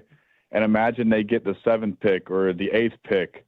So I think that was one of the reasons why I like this trade. I agreed with everything that Dustin said as far as you can kind of tell, I think Pritchard and those guys view those first 4 picks as like guys that legitimately take them to another level possibly compared to the picks 5 through 9. Cam, anything else you got there?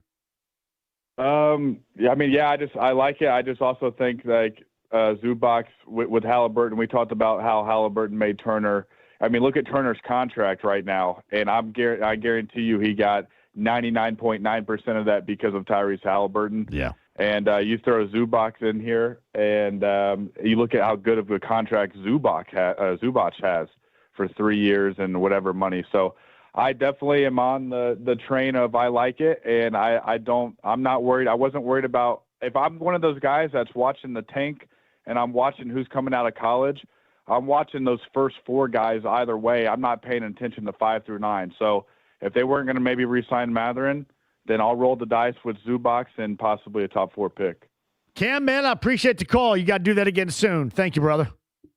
Thank you, John. Have a good one, brother. All right, here's one for you. Text line 317-239-1070. I'm a Clippers fan. I live in Indy. Trade is a win for both. Pacers get a top 10 center. Will pair great with Halliburton. Clippers get younger. Add selections. Could be valuable for continuing to get younger or making trades in the future. If the Pacers don't get this first-round deal, is this just an awful trade? Or are you still with it? Because they're getting their big. Those are the thoughts we have right now. JMV, the city has not fared well when it comes to rolling the dice. Look in the rear view. In the past few months, 8-2 start, rolled the dice, gave away the draft, and you bring in Sauce. Enough said. Anybody have a similar feeling as to that? So how do you view the deal? And how do, maybe most importantly here, even beyond getting the pivot that you needed, how do you view the rolling of the dice with his lottery selection? 239-1070. You guys on the other side, the text line at 317-239-1070 as well. Mike Chappell coming up after 5. Bobby Marks of ESPN. Further breakdown of this deal is going to join us coming up on tomorrow's show as well. To stream the app, HD Radio, AAA Membership Lounge via YouTube Live. Wherever you are, whatever you're doing, thank you for listening. Jump on board in whatever capacity you can right now. It's 93.5 and 107.5 The Fan.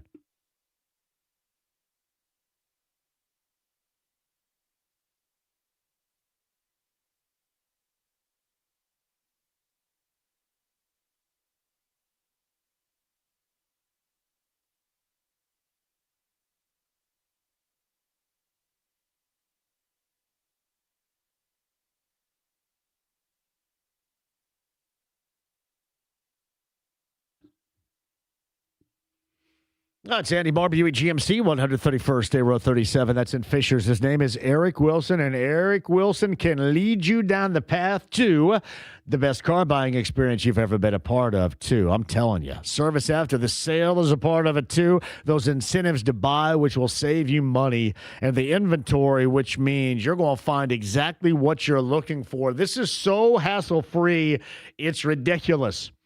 And it's one of those situations that I like to tell you, you'll thank me later. Your car buying experience, it starts and ends. And when you go back to another vehicle, that's where you're going to go.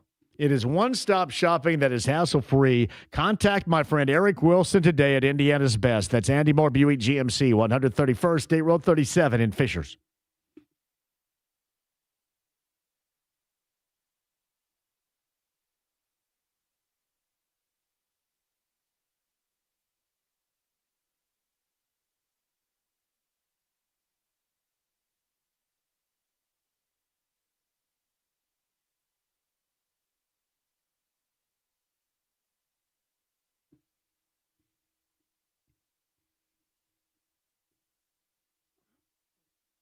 Oh, it's Express Pro Tire and Auto serving you since 1980. I'm telling you, with everything that is necessary to maintain winter road readiness. 13-plus places of Express Pro Tire and Auto throughout central Indiana. My man Mike Alcorn, by the way, the genius that keeps my vehicle, the truck that's got nearly 500,000 miles on it. The reason behind that is, Mike, are you looking to raise the bar on the expectancy of your vehicle? That's what you do. You maintain winter road readiness with brakes and brake pads and tires and fluid exchanges and everything you need mechanically. My man Mike is at the Keystone Way in Carmel location of Express Pro Tire and Auto. Believe me, there's going to be one near you. Whether it's Mike or Gerald or Anthony and the gang, they are going to do exactly what is necessary for you to maintain that winter road readiness. You need it right now. You get it at Express Pro Tire and Auto. Make sure that you tell them I sent you. ExpressPro.com today.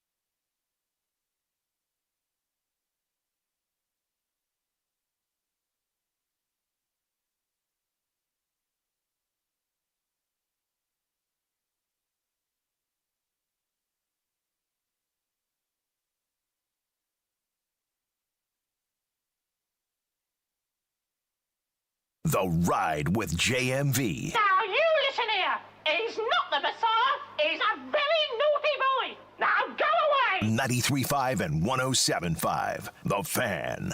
He's a tremendous competitor, got real attitude about scoring the ball. His physicality is not just physicality in general, it's offensive physicality. I mean, he punishes, opponents that are trying to defend him, much the way Ron Artest did when he was here, way back in the day. And if you look at his last 4 games this past week, he played off the bench. It's 4 of the best games he's played. Now, they may not have been the super gaudy stats, but his attention to detail, his reads of situations, etc., were really on point. And again, I'm just very pleased that, at this stage of his career, at this moment, he is the most well-equipped he's ever been to move on to the next opportunity. And so, I'm grateful for that. We didn't have him signed. That was another thing that was going to be a challenge for us. Zubac is signed for a few years to a very good contract, and that's going to help us going forward. That's Rick Carlisle, who called in the show a little bit earlier, explaining the deal as well as he could, talking about Benedict Mathurin going to the Clippers and Ivica Zubac from the Clippers coming here. Welcome back to the show. And again, that podcast with Rick Carlisle calling in the show, 1075thefan.com. Zubac and Kobe Brown to the Pacers for Benedict Mathurin, Isaiah Jackson. Now, here's the rub we've been talking about, which we're not going to find out until May. But the 2026 first-round selection, here's how it goes. If the pick ends up being 1 through 4 or 10 through 30, the Pacers will keep the pick and will send an unprotected 2031 first rounder to the Clippers. If the pick falls between 5 and 9, then the Clippers will receive the selection. So that is the gamble. Also, a 2029 unprotected first-round pick and a second-round selection that has yet to be announced. Maybe it has by now. I haven't seen it. Rick Carlisle talked about that a little bit earlier. Again, podcast 1075thefan.com. Bobby Marks of ESPN will further explain coming up on tomorrow's show. But do you dig the gamble? JMV, I know you hate the term draft capital, but hear me out. It's not the fact we might lose the 2026 first rounder. It's the fact that the best case scenario is we lose the 2029 and 2031 unprotected first round picks for a center that doesn't play our fast-paced stretch the floor style. Defensively, this makes sense, but giving away Mathurin and 2 unprotected first-round picks is a lot. Just think if we didn't have the 2026 from the Siakam trade with a 13-38 record. A not liker of it right there. 239-1070. KC's on line 4 before the top of the hour. Hello, KC. How are you? I'm doing pretty good. How you doing, James? Great. Go ahead. So here's the thing. If I'm not mistaken, the team that has the worst record in the NBA, they can do no worse than 4th pick in the draft. And if that's correct, then it's a win-win for the Pacers as long as they make sure they don't win on the court the rest of the year. So, well, I mean, it's going to be a serious tankathon. There's no doubt about that. It better be. But here's the thing. This team was going nowhere without a legitimate center. We've seen that. Even they weren't as competitive as we were hoping they would be, even though we knew they didn't have Halliburton. And that's because there was a big donut in the middle. This gives us a legitimate center. This guy is a monster on the boards. And Mathurin or no Mathurin, without a legitimate center, we weren't going anywhere. Now, it's going to sting a lot if they come out and win some games and don't secure the worst record in the NBA this season. But as long as they do that, and we'll add another very talented player to the team to take Mathurin's spot, then it's a win-win. Hey, thank you for the call. Is it the 4th or the 5th? How low, James, can you look that up? Can the worst team in the NBA get no lower than 4th or 5th? Because you said that, and I always thought it was 5th. Are you sure it's 4th? Did he hang up? Seems like he's gone. He's gone. Is it 4th or 5th? The absolute worst team in the NBA. According to Microsoft Bing, they can get the 5th. And again, the situation, we'll get more into this coming up after the 5 o'clock hour when I have more time. If the selection falls between 5 and 9, the Pacers will lose it to the Clippers this year. Now,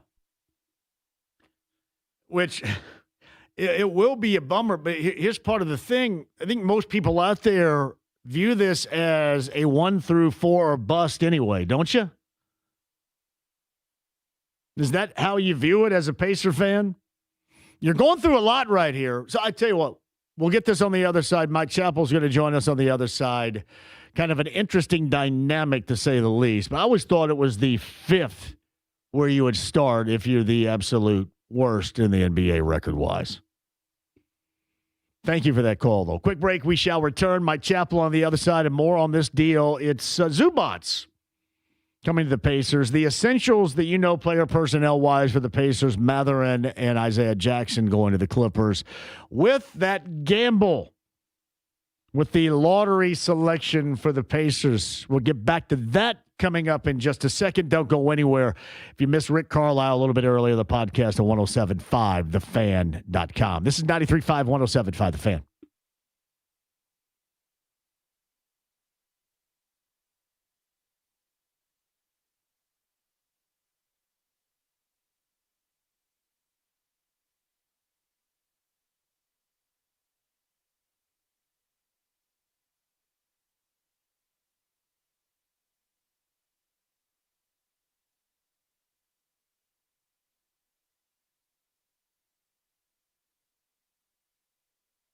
Hey, Johnny, for Big Red Liquors, you got that right. 100-plus locations throughout the state of Indiana. There is one near you.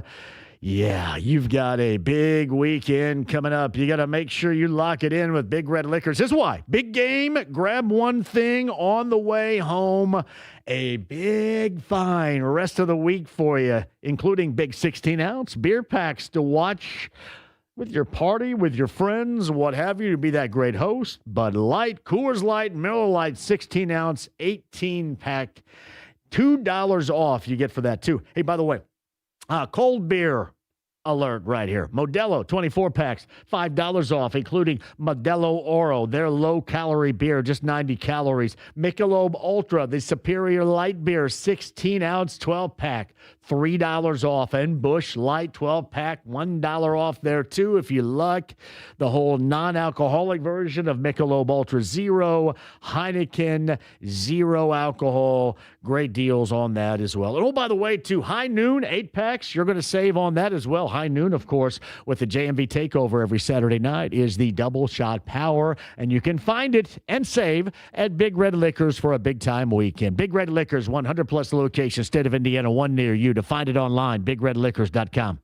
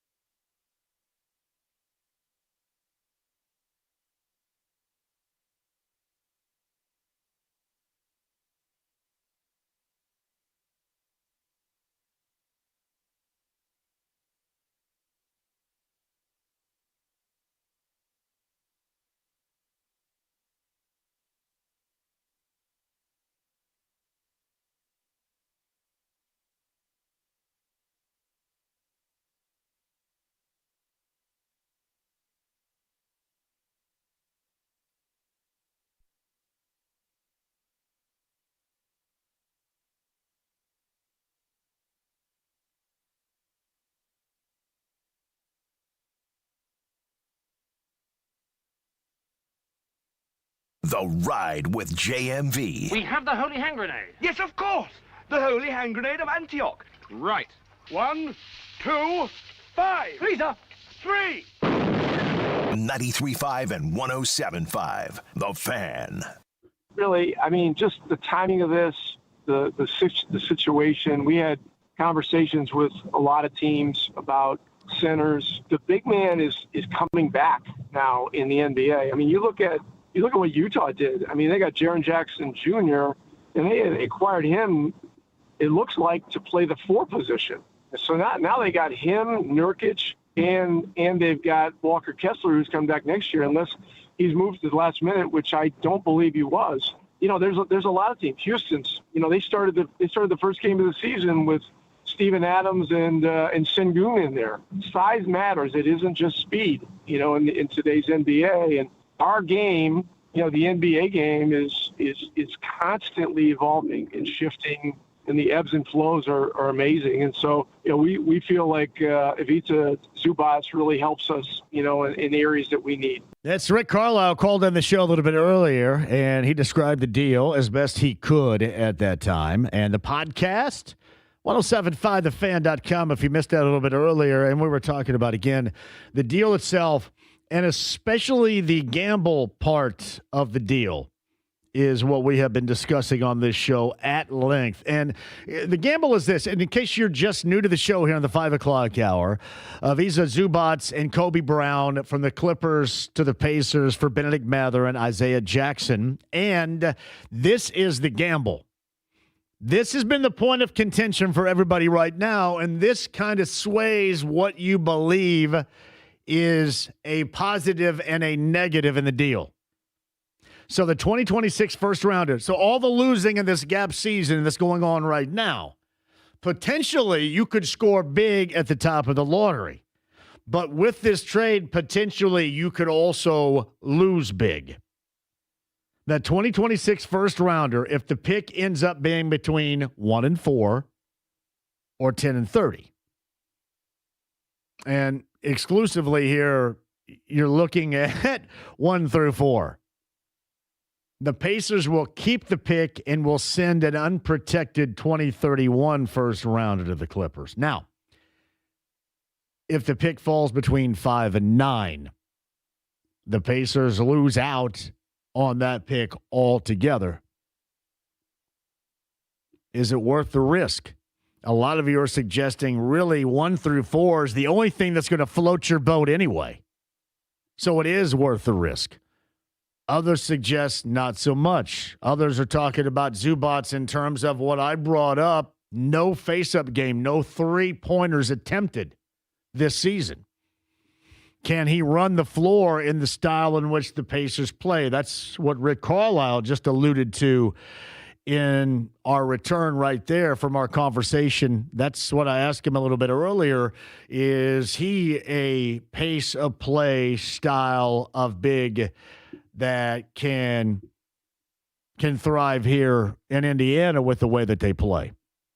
We'll double back to that coming up in just a second and get your thoughts. And again, we do have to bail a little bit early. Bobby Mark's going to join us coming up tomorrow. I mentioned to Braylon Mullins of UConn, the former Greenfield Central Mr. Basketball, the freshman, was going to join us today. We're going to push him back until next week. Josh Schertz, the head coach of St. Louis, also to next week. So a little college basketball to start the week next week with 2 really good guests on this show. Meantime, on the Andy Moore Automotive Group hotline, we've got NFL honors coming up later on tonight. We've got the big game coming up on Sunday, and a little bit of conversation going with Mike Chappell of CBS 4 and Fox 59. Hello, Mike. What did you think about the deal? Was that a lot? I saw your comment suggesting that was a lot to give up.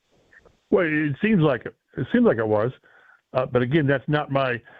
It's always funny in the NBA to where it could be a 2031 first round draft pick. It's insane to me that you're talking about draft picks 4, 5, 6 years down the road. But that's what the NFL or the NBA is. Yeah, and I also posted that right now the Pacers are what, 3rd worst in the league. Here, you want to hear quick odds, and you can play off of these as where we sit right now. The Pacers' odds for the first overall selection sit at 14%. Their odds for the 2 at 13-4. Their greatest odds right now would be pick number 6 at 26%. Which well, but and they would lose that obviously anywhere between 5 and 9. Right. They lose it. Yeah. Well, they're one of who was it? I think I listed 5 teams, 6 teams. I mentioned the Jazz, that was a big game the other night to lose to the Jazz, because they're right there with you. Right. But they're like third worst, but it's such a narrow margin.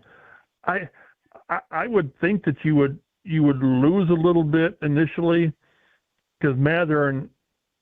He when I watch the Pacers, and I do a lot more than in the last several years than I have in the past, sometimes it's so damn hard for them to score. It's just they go through those droughts. And Matherin gave you some hope that, there were times he'd go off. And I think they're gonna miss that.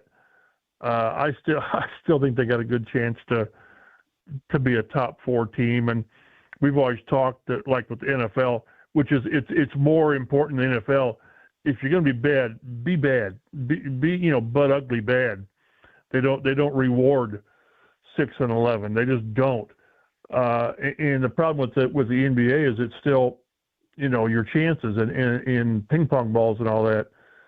But and I saw James Boyd's post, and I always defer to James with hoops, to where they apparently, when they protect the top 4, they really believe there's 4 lottery picks, lottery players. And I've not followed enough. I'll take your guys' word for it. But boy, it would suck so bad to finish 5th or 6th. It just would. Then essentially the new guy is your first round pick. Well, then you go through an entire gap season of a lot of losing for nothing, and no, you get Zubats, but you could either win really big here, or you could crap out in a way that makes this trade not look so good.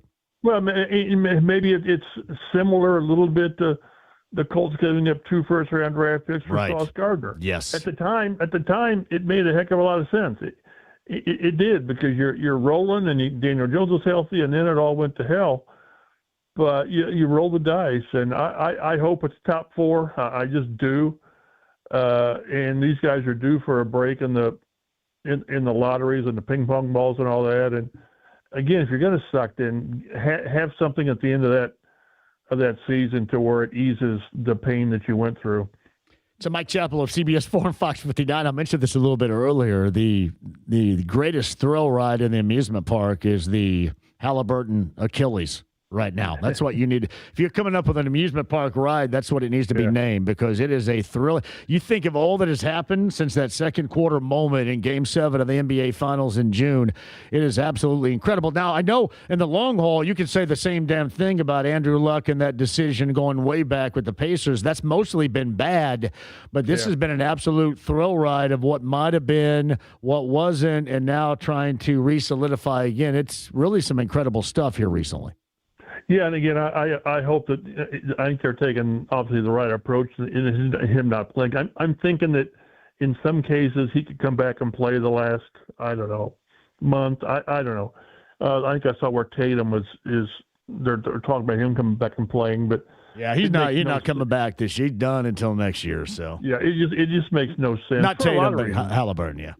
Yeah, and there's I think I've seen where he's playing full court, but it's not the same. He's not doing gas. Let me tell you this, Mike. I may end up getting signed to I may get some run here down the stretch, and I've been pleading with Chad Buchanan to get me a little bit of run, and I think now is the time, right?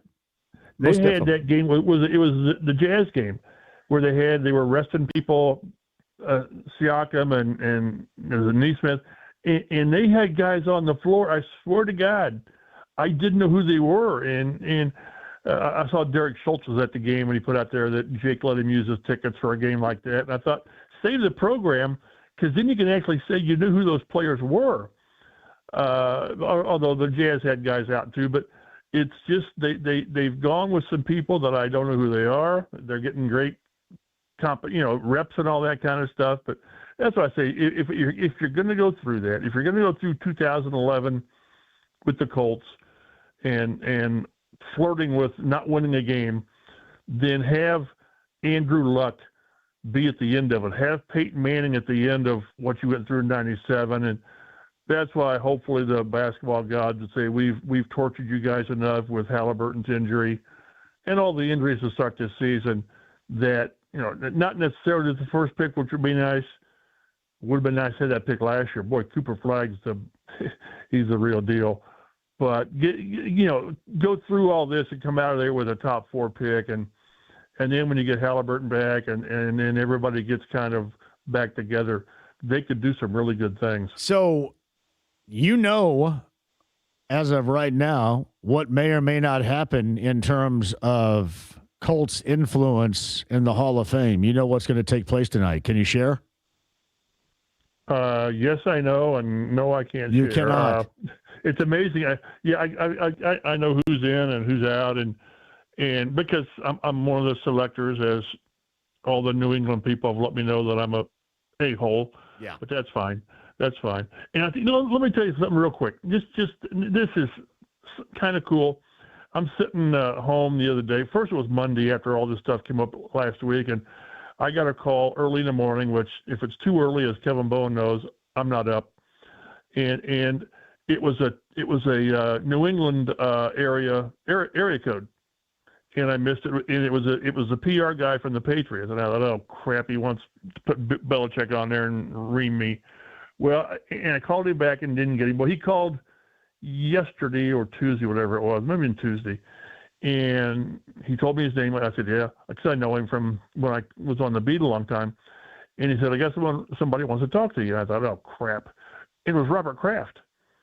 He called me to say, I appreciate, because I voted for Kraft. And he was just saying, I appreciate your support. And I said, yeah, I voted for you, even though you guys are the evil empire. And we had a laugh over that. But I'm sure he was lobbying to keep my vote for next year or the year after. But it was kind of cool that someone like Kraft would at least take time to acknowledge that. But no, did he bring up that you didn't vote for Belichick? I mentioned it, and then we didn't go any further. He didn't even bring it up on his own. No, those guys, I don't think those guys get along very well. So maybe it would have been kind of cool and can to have them both up on the stage. But so Robert Kraft called you to thank you for your vote, which is cool for you, but at the same time, he didn't even bring up the fact that about Belichick. So, yeah, but no, so I know I've got the list, and it allows us to work ahead, and because it's not going to be announced till like 10 o'clock tonight. And what's funny is before we got the list last night before I go to bed, I'm checking my emails, and I got an email from the Hall of Fame, and we had to sign non-disclosure documents to where I didn't read it. I mean, maybe they come out and they shoot you if you breach confidentiality. But they really try as hard as they can to keep suspense. The Belichick thing got out, and then the Kraft thing got out, and who else was it? Eli got out that he didn't get in. But they really don't want us to do that, and I understand that. And I hope I didn't get in trouble by coming out what it was last week and saying that I did vote for Kraft. I did not vote for Belichick, and we'll see. We have a meeting coming up in a few weeks to see. There's a lot of stuff to talk about.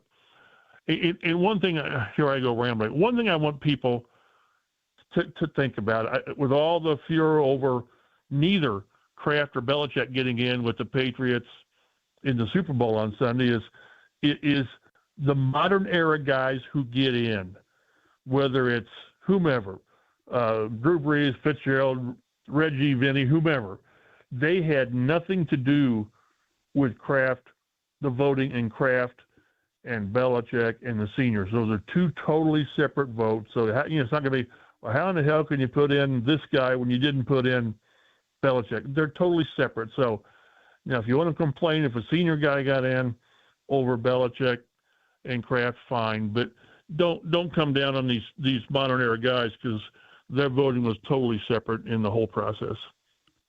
A Super Bowl team in a Super Bowl week, and their owner calls you to thank you for your Hall of Fame vote, but doesn't mention the guy you didn't vote for, which was really that was the biggest part of it. That is outstanding. Yeah, no question. But again, I know how this works, and it was one of those where he's saying, and thanks for your vote, and thanks for your vote next year or the year after, whenever he's on the ballot again. There's no assurance that Kraft will be on the ballot next year. This was not Kraft's first year on the ballot. He was on the ballot, I don't know, it was 10 years ago. This was Belichick's first year. And we talked at length last week why I didn't vote for him, and I'll vote for him next year. He's a Hall of Fame coach, but he cheated. So let's not. Both things can be true, as far as that goes. But no, it'll be cool tonight to tune in, and when you get by all the monologues and the comeback player and the MVP and all that stuff, that they'll bring these guys out there, and it's always a great moment. I was there for Edgerrin, and it's just a cool moment with Marvin. And so how cool do you think it's going to be for Colts fans tonight in closing here, Mike? How cool? Really cool? Cool enough. Cool enough. There you go. You almost treated me like I'm Bob Kraft right there. Thank you. Yeah,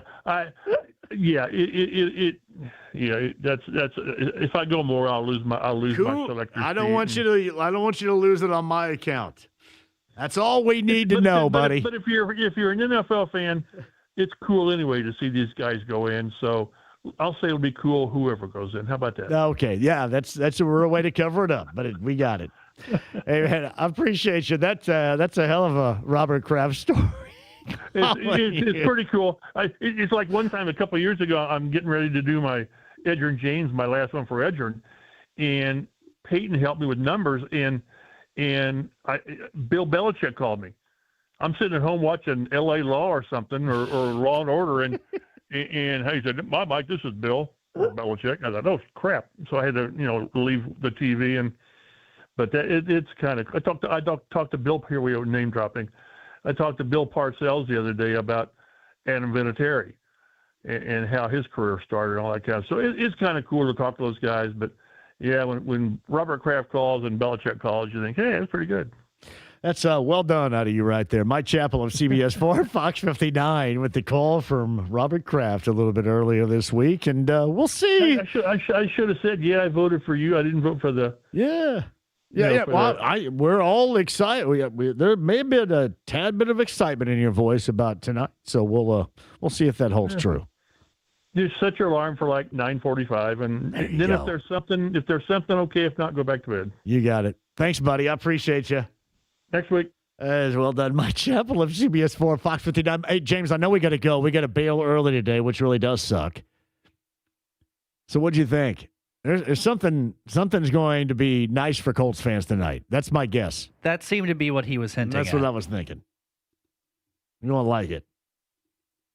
All right, so if you missed it a little bit earlier, Rick Carlisle called in on his way to the airport regarding this Pacer-Clipper deal and also has something going on that I'll tell you about on the other side. Our good friend Matt Taylor, voice of the Colts, Ale Emporium. I'll explain that. His trivia contest rolls into the ale later on this evening. That's can't miss for you.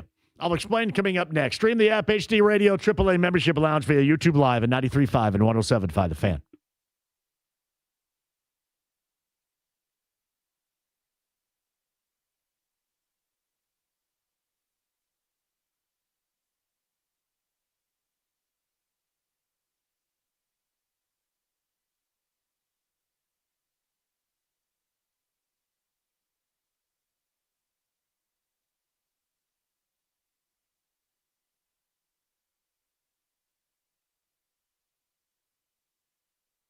Hey, John here for the best in plumbing. Lance, local team, LD Smith Plumbing and Drains. 317-927-7186. Extreme cold temps maybe compromise your pipage. Do something about it. Give them a call. 317-927-7186. That's LD Smith Plumbing and Drains. Also this. I want to make sure that you have no clogged drains anywhere, especially when this massive melting process does occur, which maybe next week is going to start with temperatures up near 50 LD Smith Plumbing and Drains to the rescue as usual. Any of your plumbing needs, give them a call right now. 317-927-7186. The only plumber I'm going to use, obviously, for years now. Lance and LD Smith Plumbing and Drains. 317-927-7186. That's online, ldsmithplumbing.com.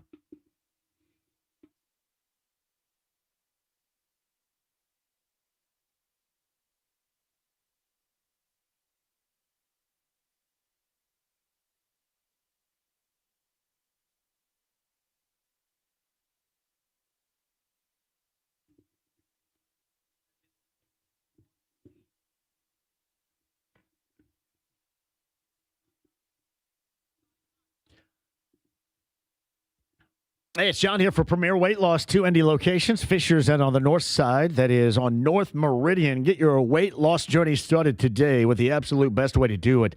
My friends, Thomas and Samantha and Lauren, Felicia and Brianna and Premier Weight Loss. Also keep this in mind as we edge closer to Valentine's Day.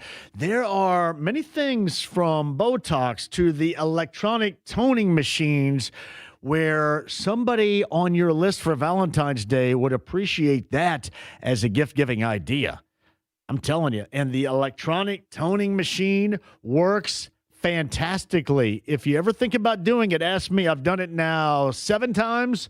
It works famously. It will for you as well. And if you want to start your weight loss path, that is Premier Weight Loss. It is weekly injections. It will work for you. And if you do the work alongside, you will see even better results thanks to Premier Weight Loss. 2 Indy area locations. That's pwlindy.com. Tell them I sent you, especially for those Valentine's Day gift-giving ideas. That's pwlindy.com.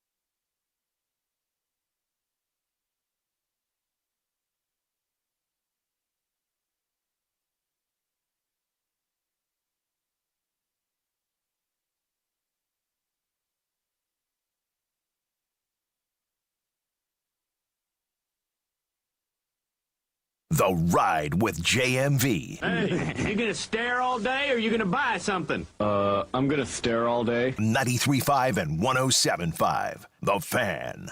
Oh, I love this. Starbuck from 1976. Moonlight Feels Right is top of the mountain, top of the list. Yacht Rock. Here it is, James. Yacht Rock Reviews coming to the Ruoff Music Center in the summer of 2026. You guys want to go? Number 30 on the text line, 317-239-1070, Yacht Rock Review. Get those tickets right now for the summertime. This is a great show. You will love every second. Pure entertainment, incredibly smooth, and Yacht Rock classics like that one from 1976 and Starbuck with Yacht Rock Review this summer at Ruoff Tickets available right now, but number 30 on the text line at 317-239-1070. You can get those. Meantime, I should mention Matt Taylor coming up later on tonight. The voice of the Colts, Ale Emporium in Greenwood, 7 o'clock. Indiana Sports Trivia with voice of the Colts, Matt Taylor. Ale Emporium in Greenwood at 7 o'clock with Matt and what is going to be a great time later on tonight. Now, if you missed it today, it is Zubats and Brown from the Clippers to the Pacers for Matherin and Jackson. Now, again, the gamble here for the Pacers, the 2026 first-round selection, if it ends up between 1-4 or 10-30, the Pacers keep it. If it falls between 5 and 9, the Pacers will lose it this year to the Clippers. And Rick Carlisle called the show to start earlier today and explained a lot of the nuts and the bolts to the deal. There's a level of physical presence, we haven't had here in my tenure this time. I was here before in the early 2000s, but Zubats is one of the most physical centers in the league. He's a terrific finisher. He is a very good free throw shooter. He can make plays in the pocket on pick and roll. He's a terrific finisher at the rim. He provides a physical element that not many big men are going to bring in the league right now. And he's proven really over the last several years that in today's NBA game, he can still play fast and run and do those kinds of things. In terms of his ability to stretch out his game, and maybe become more of a stretch player, we'll examine all that stuff when he gets here. I had a short conversation on the phone with him, about 40 minutes ago. He's excited. He's been in LA for a long time. And I'm familiar with him because when I was in Dallas, we played 2 consecutive years of really, really competitive playoff series in the first round against the Clippers. During that time, 5 and 6 years ago, respectively, he was starting to really establish himself. So he's been very consistent. He's played, I think, 94 or 95% of his games in his career. He loves the game. He loves to play. He's Croatian. He and I talked a little bit about Drazen Petrovic, who's a guy that I worked with when I was an assistant coach in New Jersey for a couple of years, who's probably the most legendary Croatian player in history. And we're just excited for the opportunity to get him here. Visa Zubats coming to the Pacers. Rick Carlisle called the show and explained that and a lot more. And if you missed any of it, the podcast at 1075thefan.com. We do appreciate Rick calling in very much so a little bit earlier today. I also want to remind you of this as well. Something else Rick was talking up. 32 Penn Station shops across Indiana starting today. If you go into one, donate $2 to the Drive and Dish. Again, Penn Station locations, $2 to Drive and Dish. You get a buy one, get one free card. Now, the top 3 that raise the most money get the royal treatment with the Pacers at a Pacer game, seats near the floor, locker room tour, etc. Rick actually explained that deal a couple of different times. It does start today around the state of Indiana, Penn Station, East Coast subs. He explained that at the beginning and the end of the conversation we had. So if you want to hear that in its entirety, 1075thefan.com is where you go for Rick Carlisle earlier today. JMV, if the Pacers don't get to keep their first-round pick in the top 4, then I would look at this like the DeForest Buckner deal. You missed out on a quarterback, but still get an impact starter.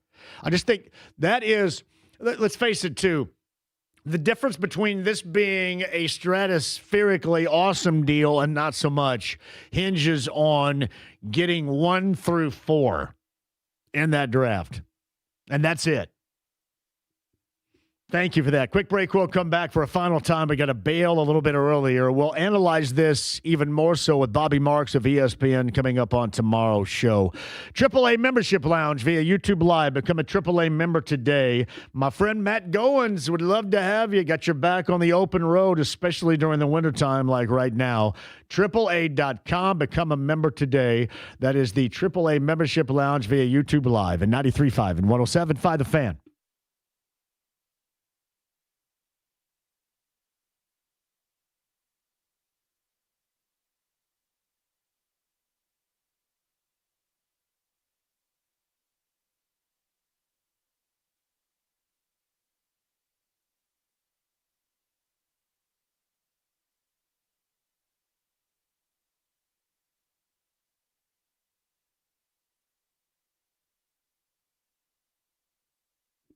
Hey, John here for Daisy Brand Dips, Daisy French Onion, and Daisy Ranch Dip for what is going to be a tremendous weekend. Who out there is throwing a party? Let me see a show of hands.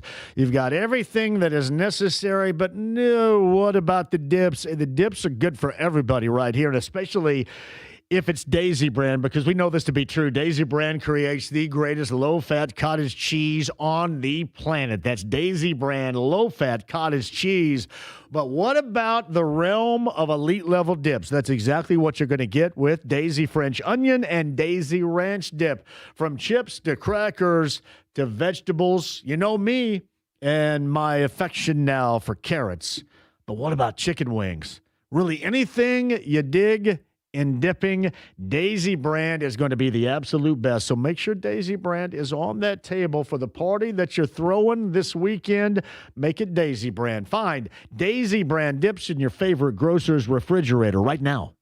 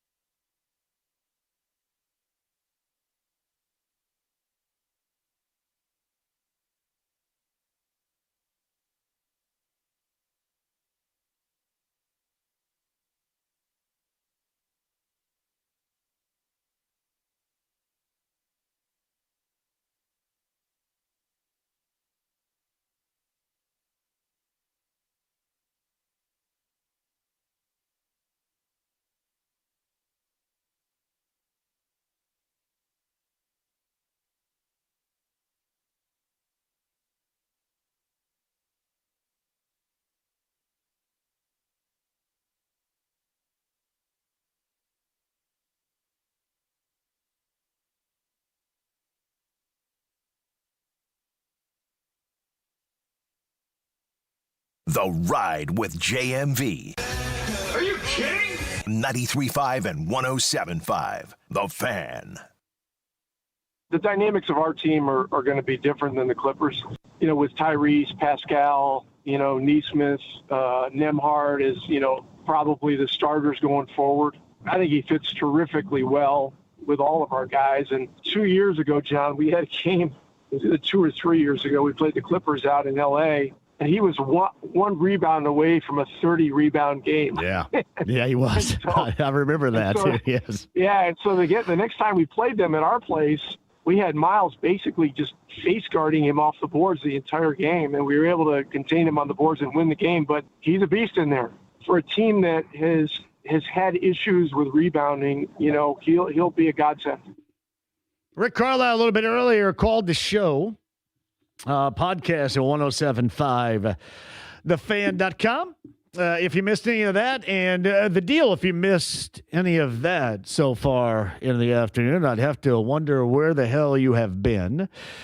Because we talked it up. Ivica Zubac, Kobe Brown from the Clippers to the Pacers, which will end Benedict Mathurin and Isaiah Jackson's time here with the Pacers as well. And I would advise you to listen to what Rick Carlisle had to say about Benedict Mathurin. I felt that Monday night, and we talked about that too, Monday night I thought was, if you want Benedict Mathurin, I thought Monday night looked exactly what you wanted Mathurin. And he talked about Mathurin being able to expand his game with the Clippers. Talked about Isaiah Jackson. Now, the point that a lot of you have made today, and this is the risk, this is the gamble portion of this deal. Because you do get the big that clearly you didn't have on the roster, the starting big caliber guy in Zubac. Now, we'll wonder about the face-up game and the effect of that, and we'll wonder how he is going to be suited for the pace, the style of play of the Pacers in the future.